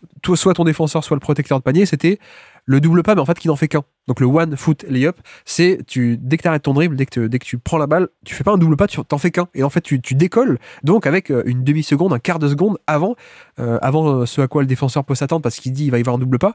Tu décolles un peu avant, et ça, c'était la spécialité de Tony Parker, et SGA est aussi fantastique là-dessus. Il y a aussi le fait que, Luka Doncic, par exemple, c'est aussi un aspect de je vais à droite puis à gauche, donc des Eurostep, mais des Eurostep un peu plus lents que Ginobili et Dwayne Wade, mais des Eurostep tout de même en fait, je contourne, excuse-moi, pardon, je passe, mais je contourne un Rudy Gobert autour du panier, hop, pardon, excuse-moi, je vais par là. Donc, il y a tout ce truc qui est un excellent indicateur, à mon avis. Si vous pouvez vous amuser sur des sites de highlight ou même sur NBA.com, vous allez voir. Essayez de regarder la diversité des layups, la diversité des doubles pas de gens autour du panier avant même que le layup soit relâché. Et si vous avez un mec sur lequel vous dites ah ouais, il y a plein de manières différentes et plein de doubles pas différents, il y a de grandes chances pour que ce soit en général un finisseur d'élite au panier, quoi. Ouais, et je trouve qu'en plus, tu vois, du dernier appui, de ce que tu fais avant, c'est à quelle main tu le lâches par rapport à ce dernier appui. Ouais. Le truc des one-step layup, là, ce qui est intéressant, c'est que souvent, du coup, ça va être pied gauche, main gauche. Alors que normalement, t'as aussi ce truc-là t'es censé, entre guillemets, croiser, ou t'es censé finir à gauche avec ta main gauche, à droite avec ta main droite, etc. Et d'arriver aussi à faire des petits pièges, ou en tout cas à être à l'aise dans toutes sortes de combinaisons appui, côté du panier, main de finition. Après, par contre, là, on commence à parler de la crème entre guillemets, mais ça fait partie des petits détails qui sont intéressants à regarder. Et là aussi, à l'inverse, où tu peux remarquer des joueurs jeunes qui ont encore des choses à corriger, parce que du coup, tu peux voir qu'ils vont continuer à forcer main droite à gauche, même quand, du coup, ça leur permet de ni provoquer la faute, ni d'avoir un bon tir. Là, tu vois, je pense à Franz Wagner, c'est un défaut de driver qu'il a encore pas mal, c'est l'utilisation de ses mains, de quelle main il choisit pour finir au drive, alors que c'est pas toujours la bonne, entre guillemets, qu'il choisit, parce qu'il prend celle avec laquelle il a le plus l'habitude, mais en réalité, c'est pas celle qu'il aurait dû prendre à ce moment-là. Ouais, et puis tout simplement, il faut savoir finir des deux mains aussi. Tu vois, oui. Souvent, c'est un peu à cause de ça que les mecs ils insistent soit main gauche parce qu'ils n'ont pas de main droite, ou l'inverse, quoi. C'est un peu ça, mais effectivement, oui, pour les meilleurs drivers de NBA, il faut savoir finir des deux mains, donc avoir le toucher des deux mains. Mais je te rejoins aussi sur cet aspect de créativité et d'invention de layup.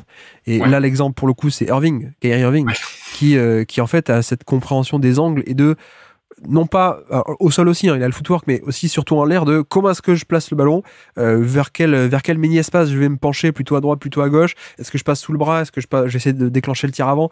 Donc ce savoir-faire et cette diversité, non pas de footwork, mais de layup en fait, directement. Et bon, le fait d'avoir un toucher de balle, ça aide, parce que si tu es obligé de finir, par exemple, avec la main tendue, ou alors avec la main, tu dois faire rebondir le ballon en haut de la planche, ou des trucs comme ça, oui, il faut savoir finir. Mais il y a aussi cette notion de savoir-faire et de diversité de comment tu relâches la balle, en fait. De créativité de layup. Donc ça aussi, on peut le rajouter à la liste. T'as parlé aussi de lancer franc, je pense que ça fait aussi partie du truc, c'est le contact, l'agressivité, savoir prendre le contact. D'ailleurs, on a parlé de spacing, mais ça aussi, pourquoi est-ce que le drive est un peu explosé et pourquoi ça a changé?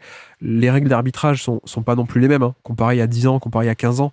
Comparé à 6 mois. Comparé à 6 mois, donc ça peut changer vite. Non, mais effectivement, il y a aussi ça.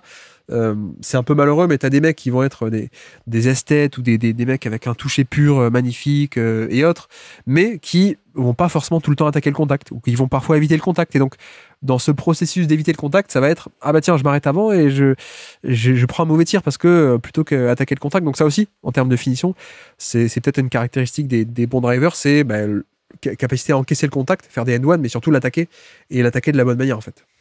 Ouais, en plus, c'est une bonne manière de savoir lire la défense, parce que la faute vient jamais un peu par hasard, entre guillemets. Et donc, ça veut dire que tu as une bonne capacité de lecture.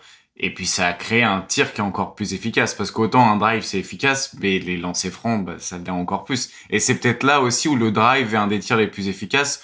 On a parlé de notion de rentabilité. C'est pas seulement le pourcentage au drive qui est très haut, c'est aussi le drive et un tir qui va générer des fautes, et du coup ça rajoute une couche d'efficacité sur un tir qui est déjà collé au panier, quoi.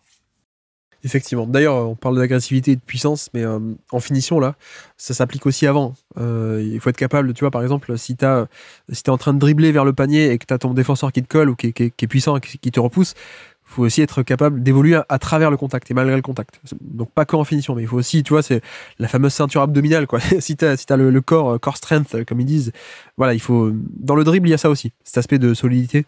Mais voilà, je pense qu'on a à peu près fait le tour. Tu me dis si on oublie des éléments. Est-ce que t'en avais en plus des éléments?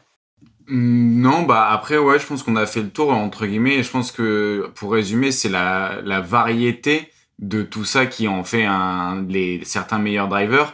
Et tu vois, tu parlais de Doncic qui fait les Eurostep plus doucement, mais d'un autre côté, il est tellement puissant que en fait, c'est pas grave qu'il a le doucement parce qu'il a le corps pour pouvoir le faire. Donc aussi, je pense que je trouve que le drive, c'est une bonne manière de voir à quel point les joueurs connaissent leurs forces et leurs faiblesses et sont capables justement de les utiliser de la meilleure des manières. Oui, et puis puissance, mais aussi taille. Hein. Je sais pas si on l'a explicité déjà, mais le fait qu'il soit très grand, et ça c'est aussi une force, c'est si t'es plus grand, plus long, t'es capable de faire partir le tir plus facilement au-dessus de mecs ou par-dessus des mecs. Tu vois, genre Podziemski par exemple, on en parlait sur un podcast. Non, pas récemment, mais qui va être publié, pardon. Et Podziemski, il y a ce truc de, il a un très bon footwork, une diversité de layup au sol, mais sauf qu'ensuite il a des bras un peu courts, donc il arrive pas à faire partir le ballon parce que les mecs le contrent. Donc il y a cet aspect de Doncic, c'est l'inverse évidemment. Il peut faire partir le layup par-dessus n'importe qui ou autour de n'importe qui. Et même tu vois, même en Tatum, je trouve que à l'époque le duel à la draft c'était un peu Josh Jackson et Tatum. Et je trouve que les deux avaient un peu parfois cette faiblesse à leur âge, hein. Josh Jackson, je sais pas si vous vous souvenez, mais les deux à l'époque. Qu'est-ce vient Josh Jackson? En fait, c'était les deux îlets du top 5, c'est pour ça. Et les deux avaient un peu cette faiblesse en fin de drive, je me balance en l'air, un peu n'importe comment, et pas du tout m'étendre de toute ma longueur. En tout cas, c'était la majorité du temps. Mais Tatum, parfois, il y avait des flashs en NCAA de, justement, pas juste, tiens, je saute en l'air, je me balance dans le protecteur de panier, et puis un peu les bras T-Rex, un peu n'importe comment, et voilà. Il y a des fois, il arrivait quand même à s'étendre de toute sa longueur, et donc t'avais des séquences, c'était pas tout le temps, mais des séquences où, double pas, clean, je m'élève, et de par la taille et la longueur, littéralement, moi je faisais des arrêts sur image, je montrais, regardez, il dépose le layup au niveau de l'arceau. Et ça, c'est aussi un point crucial, à mon avis, c'est cette capacité d'extension au layup et la hauteur à laquelle tu relâches le ballon, parce que de l'autre côté tu as aussi beaucoup de meneurs, pour le coup voilà, j'ai fait des vidéos Scouting Report, j'en ai fait beaucoup, et souvent tu avais, tu vois, des Ty Lawson ou des mecs comme ça, tu montrais plein d'images de ouais là c'est cool, il arrive à générer l'espace, mais regardez, il conclut en dessous du niveau du cercle. Donc, le ballon, il doit voyager beaucoup plus, en fait, très, très basiquement, alors qu'un Tatum qui va déposer le layup au niveau de l'arceau, juste la balle, elle roule et c'est fini, quoi. J'exagère un peu, mais c'est un peu ça l'idée, quoi. Donc effectivement, taille, longueur à rajouter là-dessus, mais on se rend compte que, en fait, le basket est encore un sport où la hauteur importe, hein, mine de rien. On n'est plus exactement pareil qu'au début du basket, années 60, où il fallait des grands, des longs, proches du panier, mais mine de rien, encore un peu, encore un peu, même s'il y a plus d'horizontalité.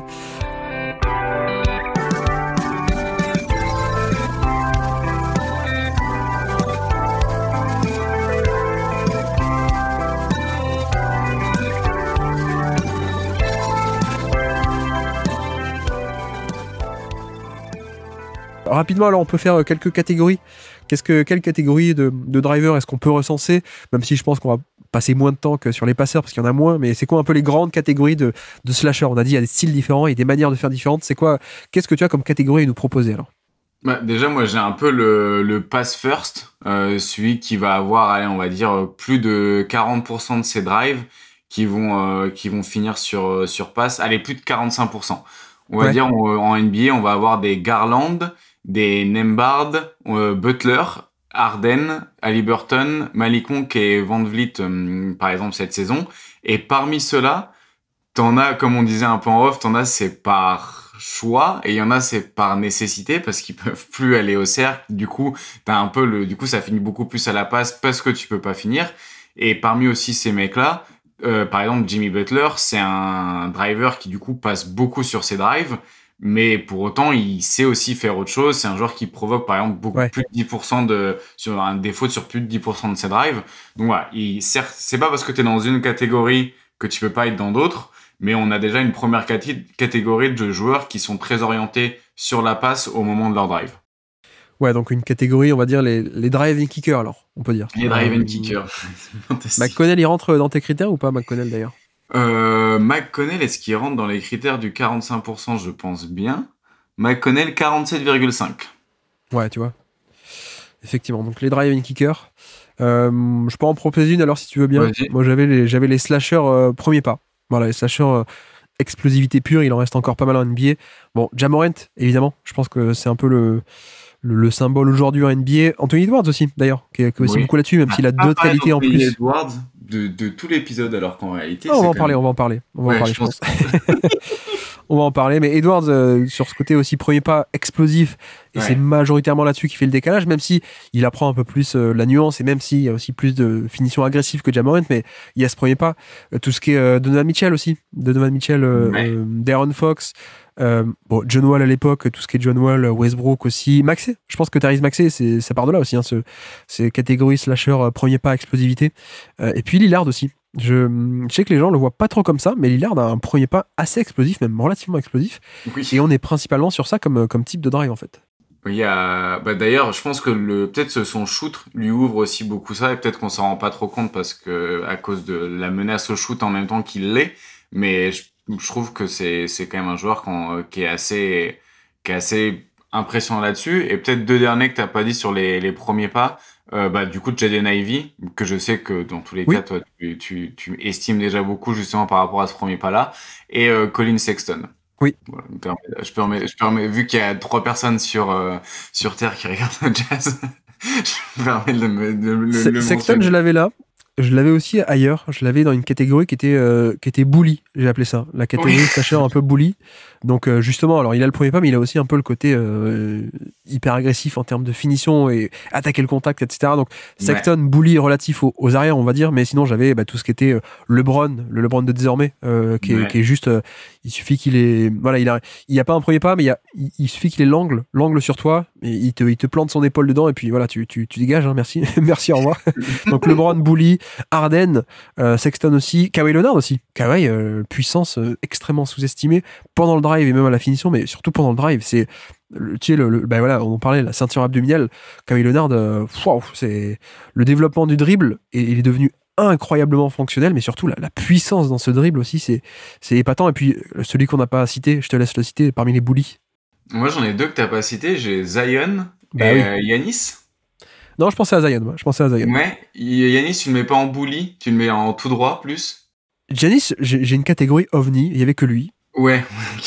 Ça Parce fonctionne. que non, mais je trouve que c'est pas tant la puissance, Giannis. Alors même s'il Ouais. peut, il peut en effet, Ouais, mais tu vois, Giannis il drive tout le temps et contre tout le monde, et ok, contre un Gobert, contre des mecs comme ça, il va utiliser un peu la puissance parce qu'il a un centre de gravité au même niveau qu'un Gobert ou des pivots sur qui il peut être mis Mm. parfois. Mais il y a aussi un aspect il peut driver contre des plus petits, et c'est pas la puissance qu'il utilise. Il y a aussi en fait le mec qui est juste plus grand, avec des bras, mais surtout d'ailleurs on n'en a pas parlé, mais les Segment. enjambées aussi. Ouais, Exactement, ouais. la longueur des enjambées, c'est aussi un élément crucial. Et ouais, j'avais catégorie ovni pour Giannis, mais oui, on peut le mettre un peu dans les bullies aussi, quoi.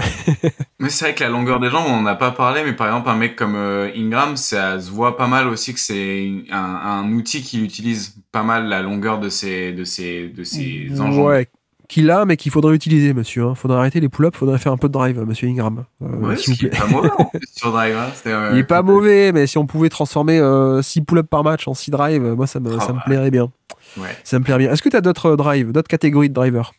Bah, j'ai les faux lents, j'ai Ouais. les anciens enfin les nouveaux Paul Pierce, Doncic, Cade Cunningham, DeMar DeRozan, Ouais, donc c'était ma catégorie, j'avais appelé ça méthodique, moi. C'est-à-dire, méthodique, Butler.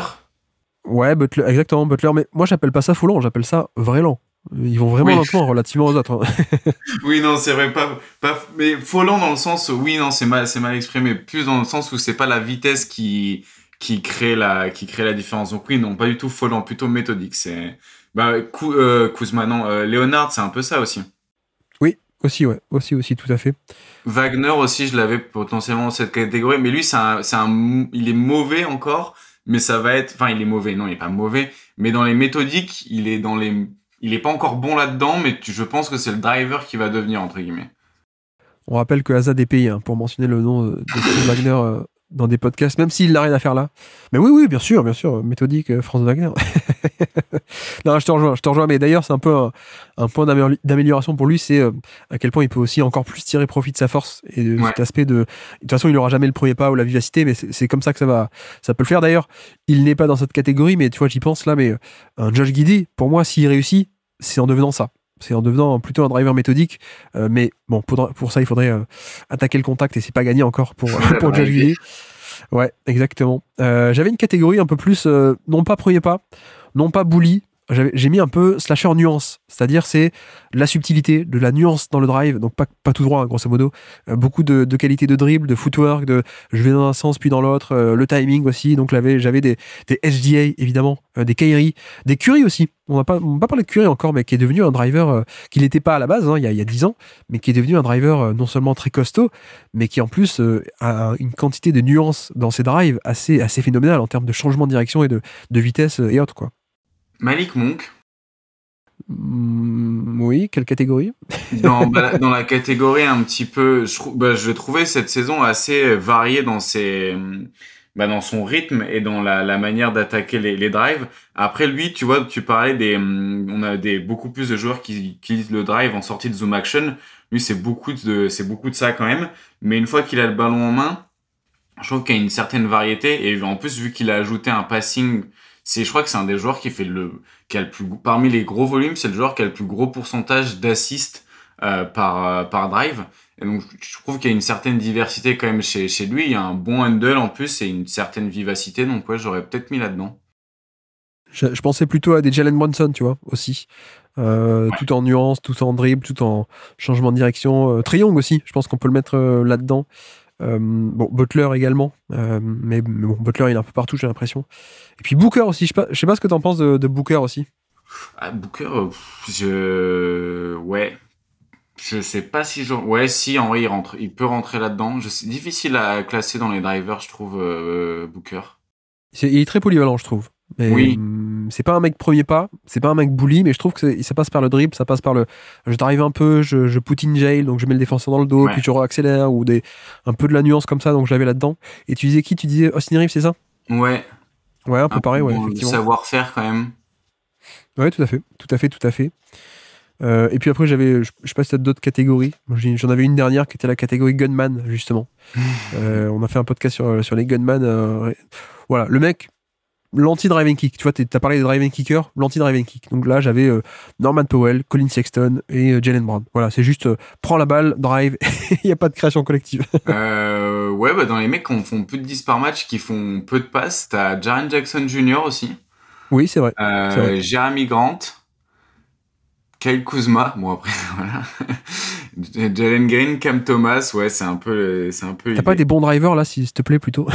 Des bons drivers qui font pas de passes.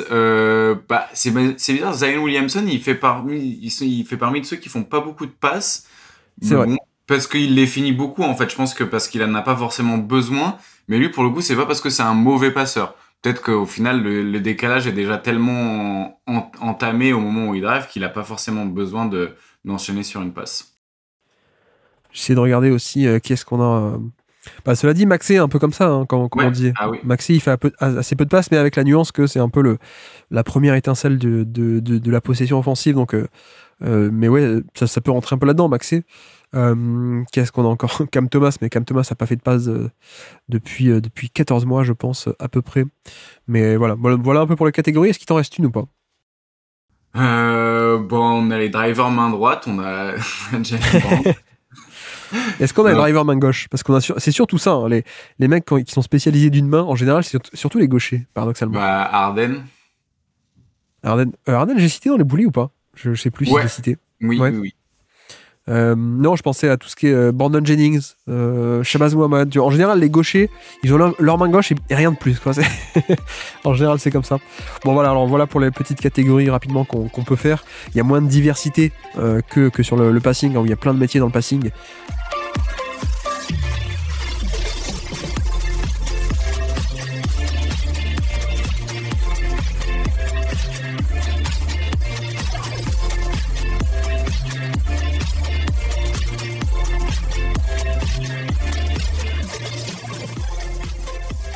Mais on peut passer au top 10 alors. Nous faisons une petite draft. Draft des meilleurs drivers de NBA. Comme on l'a dit, le drive en général. Donc la valeur du drive ne se résume pas qu'au scoring, c'est scoring et passing. Enfin bref. Draft, je te laisse le premier choix, tu es mon invité. Avec le premier choix de cette draft des drivers 2024, Azad Select. Luka Doncic. Ouais, assez facile. Assez facile. Alors je peux enchaîner avec le deuxième qui est SGA. Ouais. Et je pense que pour moi, ce qui différencie, c'est le passing en fait. Ouais, le passing, peut-être même la variété.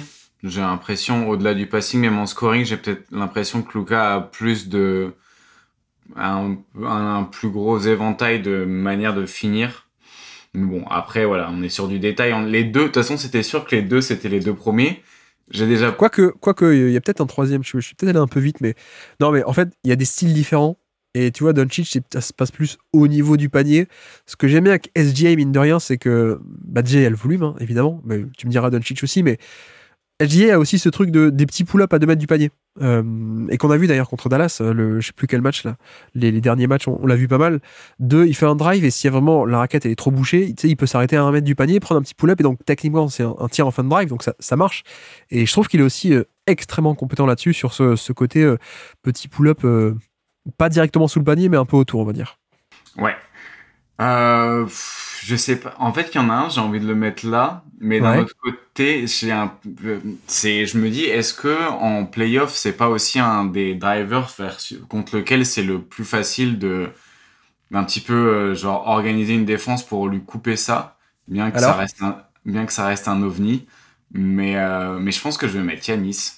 Ouais, je suis d'accord. J'hésitais un peu avec le 2, moi. J'hésitais à le prendre en 2 même. Ouais, je comprends. Tu vois, c'est un peu pareil. Hein. Imaginons que je l'ai pris en 2. Pour moi, ce qui différencie un peu Giannis de Luka Doncic, c'est le passing. Même si Giannis a du passing, mais en même temps, il a un peu les inconvénients de ses forces. C'est-à-dire que quand ça se passe bien, il est inarrêtable. Enfin, littéralement inarrêtable sur ses drives. Et puis voilà, il va au panier et tu peux rien faire, quoi. Même parfois, t'as un vrai pivot qui est sous le panier, il passe par-dessus et puis il dunk et tu dis merci, bonsoir, quoi.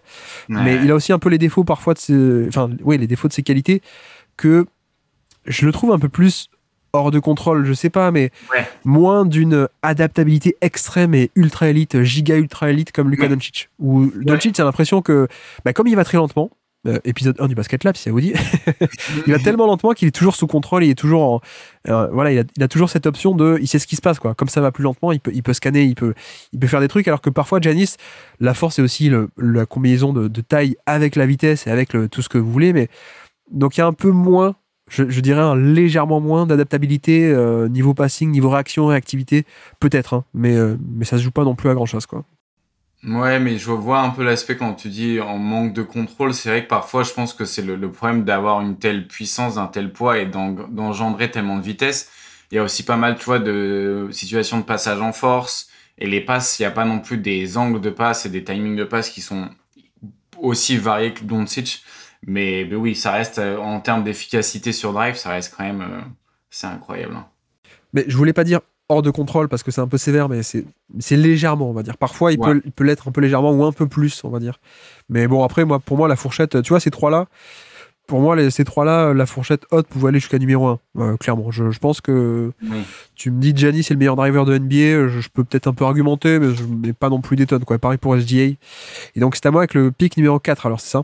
Ouais, deuxième chapeau. Et c'est là que ça se complique un peu, alors. J'ai quelques noms en tête vers lesquels je vais partir. Ouais. Il y en a un qui fait de très beaux scores cette année, on en a parlé, mais je vais peut-être pas aller sur lui. Quoique ici il y a le passing en plus. Je sais, bon allez, je vais y aller sur lui.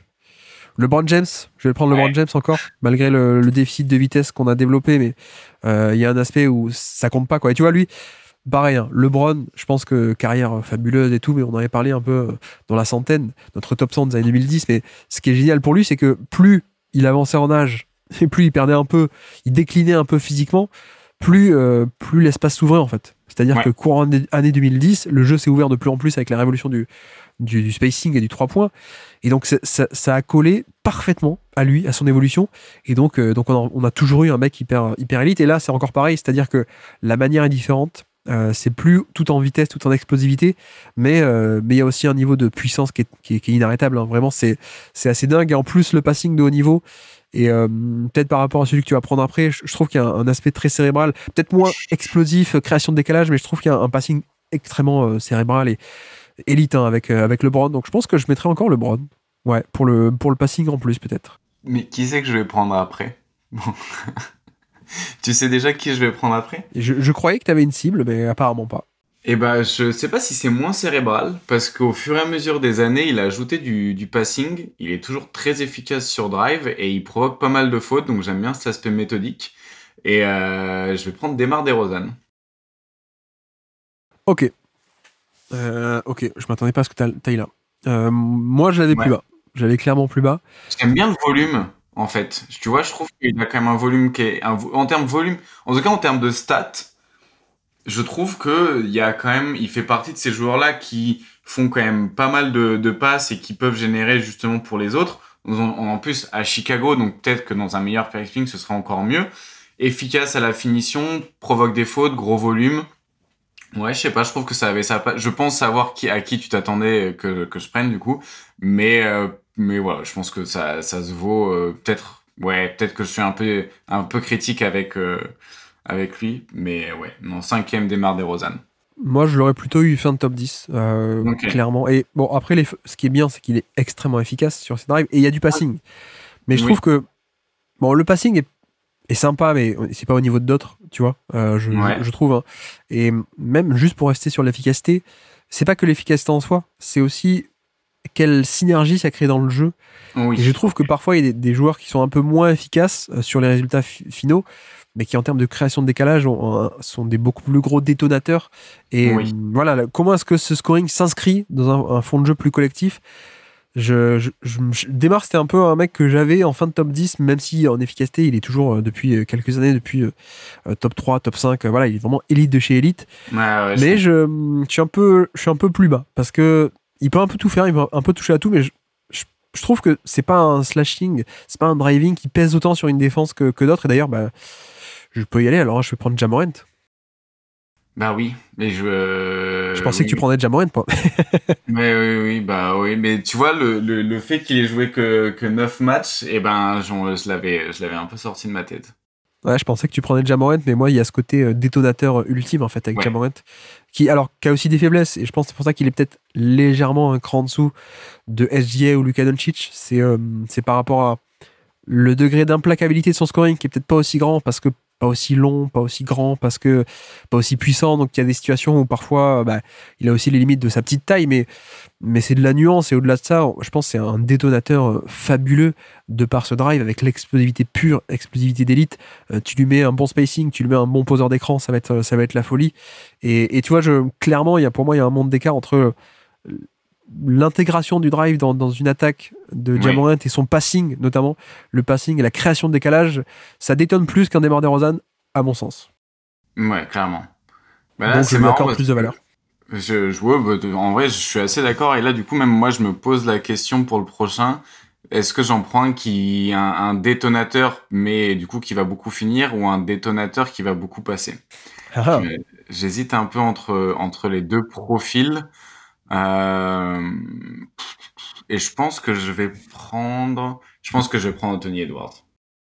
Anthony Edwards. Oui, alors qu'on n'a pas trop parlé de lui, qu'est-ce que tu peux dire un peu sur Edwards, la version 2024 alors? Bah, la version 2024 ne prend toujours, ne drive toujours pas assez à mon goût. Je pense que c'est pour ça que j'ai pas pris plus haut parce qu'en réalité, il prend 14 drives par match et je pense qu'on préférait l'avoir autour des 18. Tu vois, si on pouvait échanger, on parlait des pull-up d'Ingram qu'on pourrait Ouais. échanger en drive. Je pense qu'Anthony Edwards, si on pouvait échanger ses pull-up en drive aussi, ce serait pas mal parce qu'en termes d'efficacité, 1.25, 1.26 1,26 points par drive tenté, c'est parmi les meilleurs sur des gros volumes. Lui, il a cet aspect un peu premier pas dont on parlait qui est assez fou. Il y a cette verticalité, cette horizontalité et la ceinture abdominale aussi qui est quand même bien solide. Ouais. Deux, trois limitations à la passe, même s'il y a quand même pas mal de progrès. En fait, je pense que ce qui me frustre, c'est juste le volume qui est parmi les 15 plus gros volumes, mais qui devrait être parmi les 5 plus gros volumes en réalité.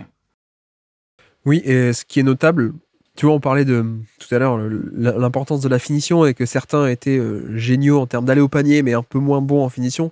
D'ailleurs, je crois que j'ai même pas énuméré les noms que j'avais sur la liste, mais un peu tout ce qui est Mitchell et tout, Westbrook à l'époque, ou Maxey, dont on a parlé, De'Aaron Fox aussi, qui n'a pas des chiffres si spectaculaires que ça en finition. Non. Et Anthony Edwards était un peu là-dedans. Pendant 2-3 ans, même si on exclut l'année rookie, c'est vrai qu'en 22 et en 23 on était plutôt au niveau moyen de NBA en termes de finition, niveau moyen, ou alors 2023 moyen plus, et là effectivement il intègre le top 10 il intègre le top 10 en termes de productivité / efficacité en fin de drive. Donc ouais, il y a un vrai step-up qui à mon avis est marquant, que beaucoup auront loupé peut-être, parce que pour beaucoup Edwards est top 5 NBA depuis 3 ans, mais je trouve que c'est pas lui rendre le crédit qu'il mérite de pas noter cette progression en fait, parce qu'avant il était juste moyen, et enfin moyen plus, même bon. Là il commence à flirter avec l'élite, donc ouais, c'est vrai que je te rejoins, où le volume, peut-être on aimerait qu'il soit un peu plus grand, mais ça c'est peut-être une problématique plus générale, on va dire, par rapport à son jeu en général. Et puis tu l'as même pas trop dit je crois, mais le passing aussi est sympa. Le passing, il a aussi beaucoup progressé au passing, et on est passé de un mec qui avait des flashs à un mec qui est assez régulier cette année, je trouve, en termes de driving kick. Et je l'aurais pas pris là, peut-être j'aurais pris juste après. Mais donc ça c'était ton 7e choix, 7e choix pour ce top 10, pour cette draft des meilleurs drivers de NBA. Avec moi, avec le 8e, je vais prendre Kawhi Leonard. Kawhi Leonard, que je trouve est encore plus inarrêtable. C'est assez incroyable, hein. T'as besoin d'un panier, tu le donnes à Kawhi, il peut scorer soit en pull-up avec un shot making digne de Michael Jordan, ou alors en drive où il a... Enfin vraiment, j'insiste, mais allez revoir des images, si vous voulez, des Spurs de tout début, et même quand il est power player, même quand il commence déjà à être un peu une star, 2016, 2017, vous allez voir l'évolution en termes de puissance, et en fait, il est inarrêtable. Et tu vois, je trouve à un degré plus que Edwards, Edwards est encore très premier pas, parce qu'il est plus jeune aussi, mais Kawhi n'a pas ce premier pas, il a jamais vraiment eu, et donc il n'y a pas cette mobilité, mais il y a un aspect de, en fait, qu'importe qui est en face, il attaque, il avance, et il va jusqu'au panier, et puis ensuite au panier, il va se toucher de balle, et les longs bras, et etc., etc. Et en plus, les progrès au passing également, depuis qu'il est arrivé aux Clippers. Ça s'est moins vu cette année parce que James Harden tenait beaucoup la balle. Donc tu vois, les indicateurs, les stats un peu classiques, le volume a l'air moins grand au niveau de la passe. Mais je trouve qu'on a aussi un mec qui... je crois que je le préfère légèrement à Anthony Edwards. Peut-être pas en termes de création de décalage, parce que Edwards, ça détonne encore un peu plus en termes de... Voilà, ça pète très fort, quoi. Ça se voit. Mais Leonard, j'aime beaucoup le passing, moi. Je suis assez fan d'un côté où la palette est peut-être plus grande.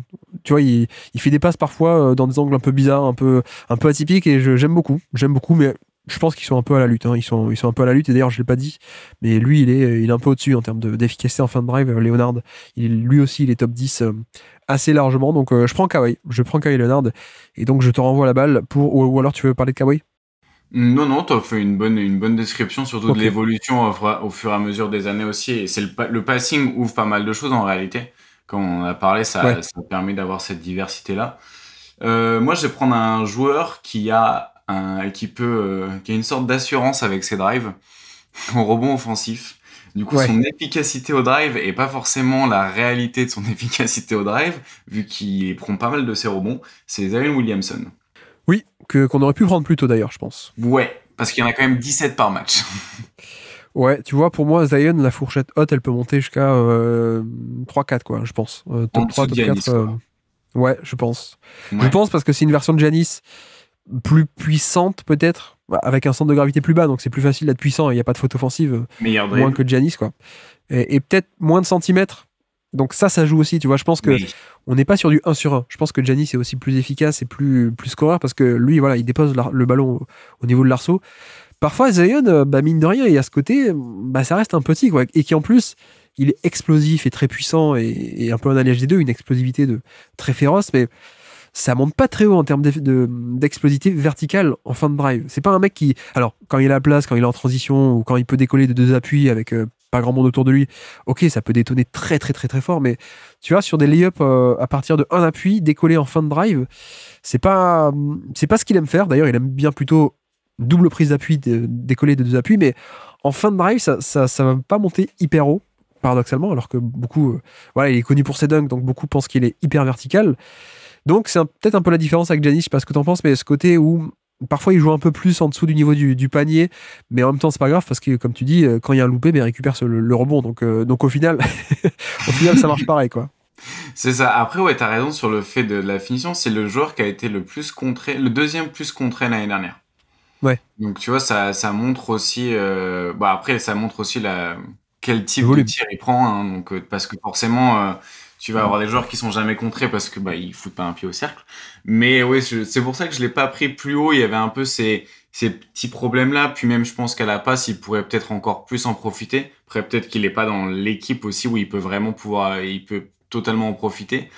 Tu vois, franchement, dans un spacing des Celtics, Zion Williamson, je rêverais de voir ça. Tu échangerais Peyton Pritchard contre Zion ou pas? Je pense que j'échangerais même Tatum contre Zion. Juste pour voir. Franchement, pour le spectacle, pour l'idée, pour la science. Non, je voulais faire une blague, juste une petite blague pour pas que pour pas que tu prennes de risques et toi tu vas les 2 pieds en avant, tu vas te faire taper dessus. De toute façon, Celtics Blog, il parle pas français, donc je peux raconter des dingueries sur les Celtics, je devrais pas perdre mon contrat.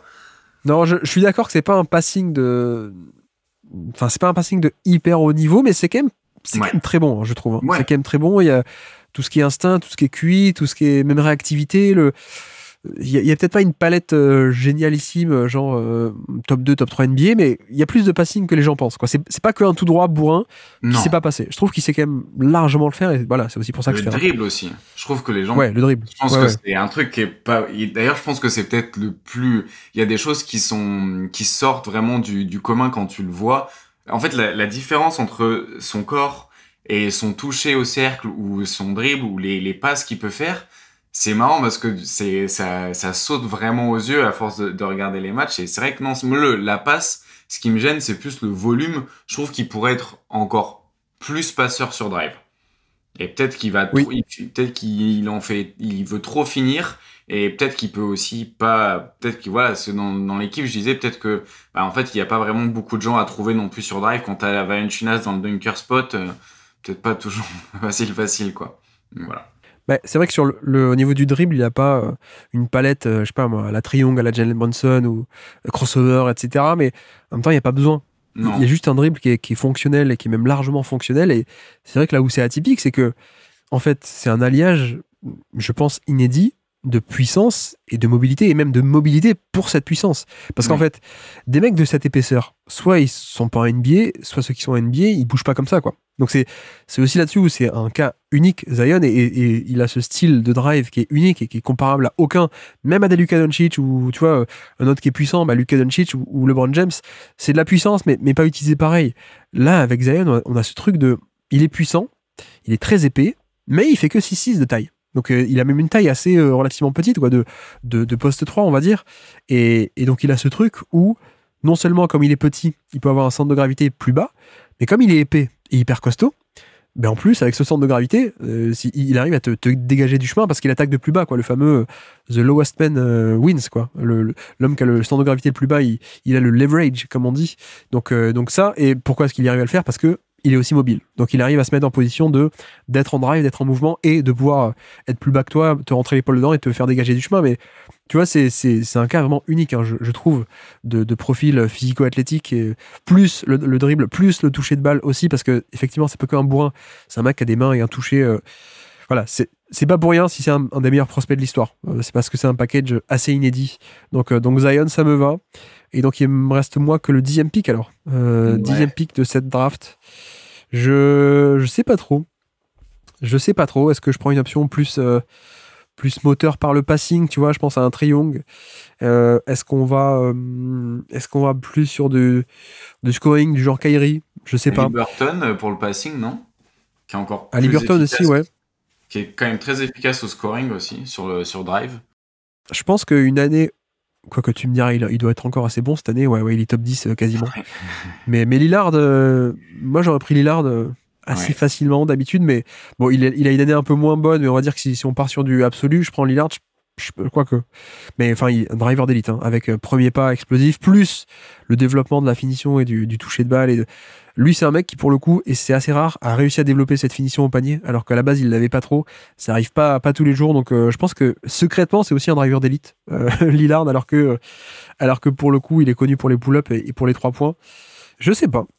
Je sais pas. Colin Sexton, sinon. Hein. Non, je pense pas non plus. Non, quand même. Non, après, il y en a un autre que j'aime bien. Il y en a un autre que j'aime bien. C'est Butler, moi. J'adore Butler. Oui. Ouais. Mais presque, comme on dit, on avait parlé dans les bilans, mais pourquoi tu fais pas plus, quoi? Enfin, t'es très bon partout, mais fais plus, quoi. Oui. Et presque Butler, driver très méthodique, très puissant, très footwork, il fait des post-up en fin de drive, et en plus, il y a le passing, mais je vais partir sur Lillard. Je pense. Sur le côté absolu et intrinsèque plutôt que juste performance 2024. Est-ce qu'il y a des noms en best of the rest qu'on aurait pu prendre et qu'on n'a pas cité? On a déjà cité Kyrie, Trae Young, Curry, Butler. Il y a des noms qui te viennent comme ça. Est-ce que James Harden d'ailleurs? On n'a pas pris Brunson. Hein. On n'a pas pris Brunson, non. Qui a 19 drives par match. C'est vrai. C'est vrai que j'aurais pu prendre Brunson à la place de Lillard. Ouais. Tout à fait. Donovan Mitchell. Oui, Mitchell, ouais, tout à fait. On n'a pas pris. Après, James Harden, on n'a pas parlé de Kobe White qui a augmenté son drive aussi, mais qui a rien à voir avec un top 10, mais on l'avait pas mentionné non plus dans le. C'était fait exprès. Hein. Dans l'épisode, j'essaye de voir un peu les gros volumes efficaces. Bradley Beal, on en a clairement pas parlé, on a bien fait, je pense aussi. Non, mais tu vois, James Harden, il y a 2 ans, il aurait été top 3 pour moi. Oui. Peut-être pas 2 ans, mais dans son prime, Harden pour moi c'était un peu un top 2, top 3 driver de NBA assez largement. Enfin, même d'ailleurs, c'était lui et LeBron. Très clairement, pendant 10 ans, enfin un peu moins de 10 ans, c'était lui et LeBron. Là, le truc, c'est qu'il a un passing il a un drive qui peut permettre un peu de faire du drive and kick et donc du passing, mais on sent que c'est un peu fini sur tout ce qui est scoring un peu implacable. Mais la version des Rockets, tu vois, tu me poses la question en 2015, 2018, 2020, même 2022, je pense, on est encore sur un driver d'élite, quoi. Ouais, c'est depuis la période Nets, enfin depuis qu'il est passé un peu aux Clippers aussi, il y a un problème d'accession au cercle, quoi, tout simplement. Le volume est plus le même, l'agressivité pour aller au panier est plus la même.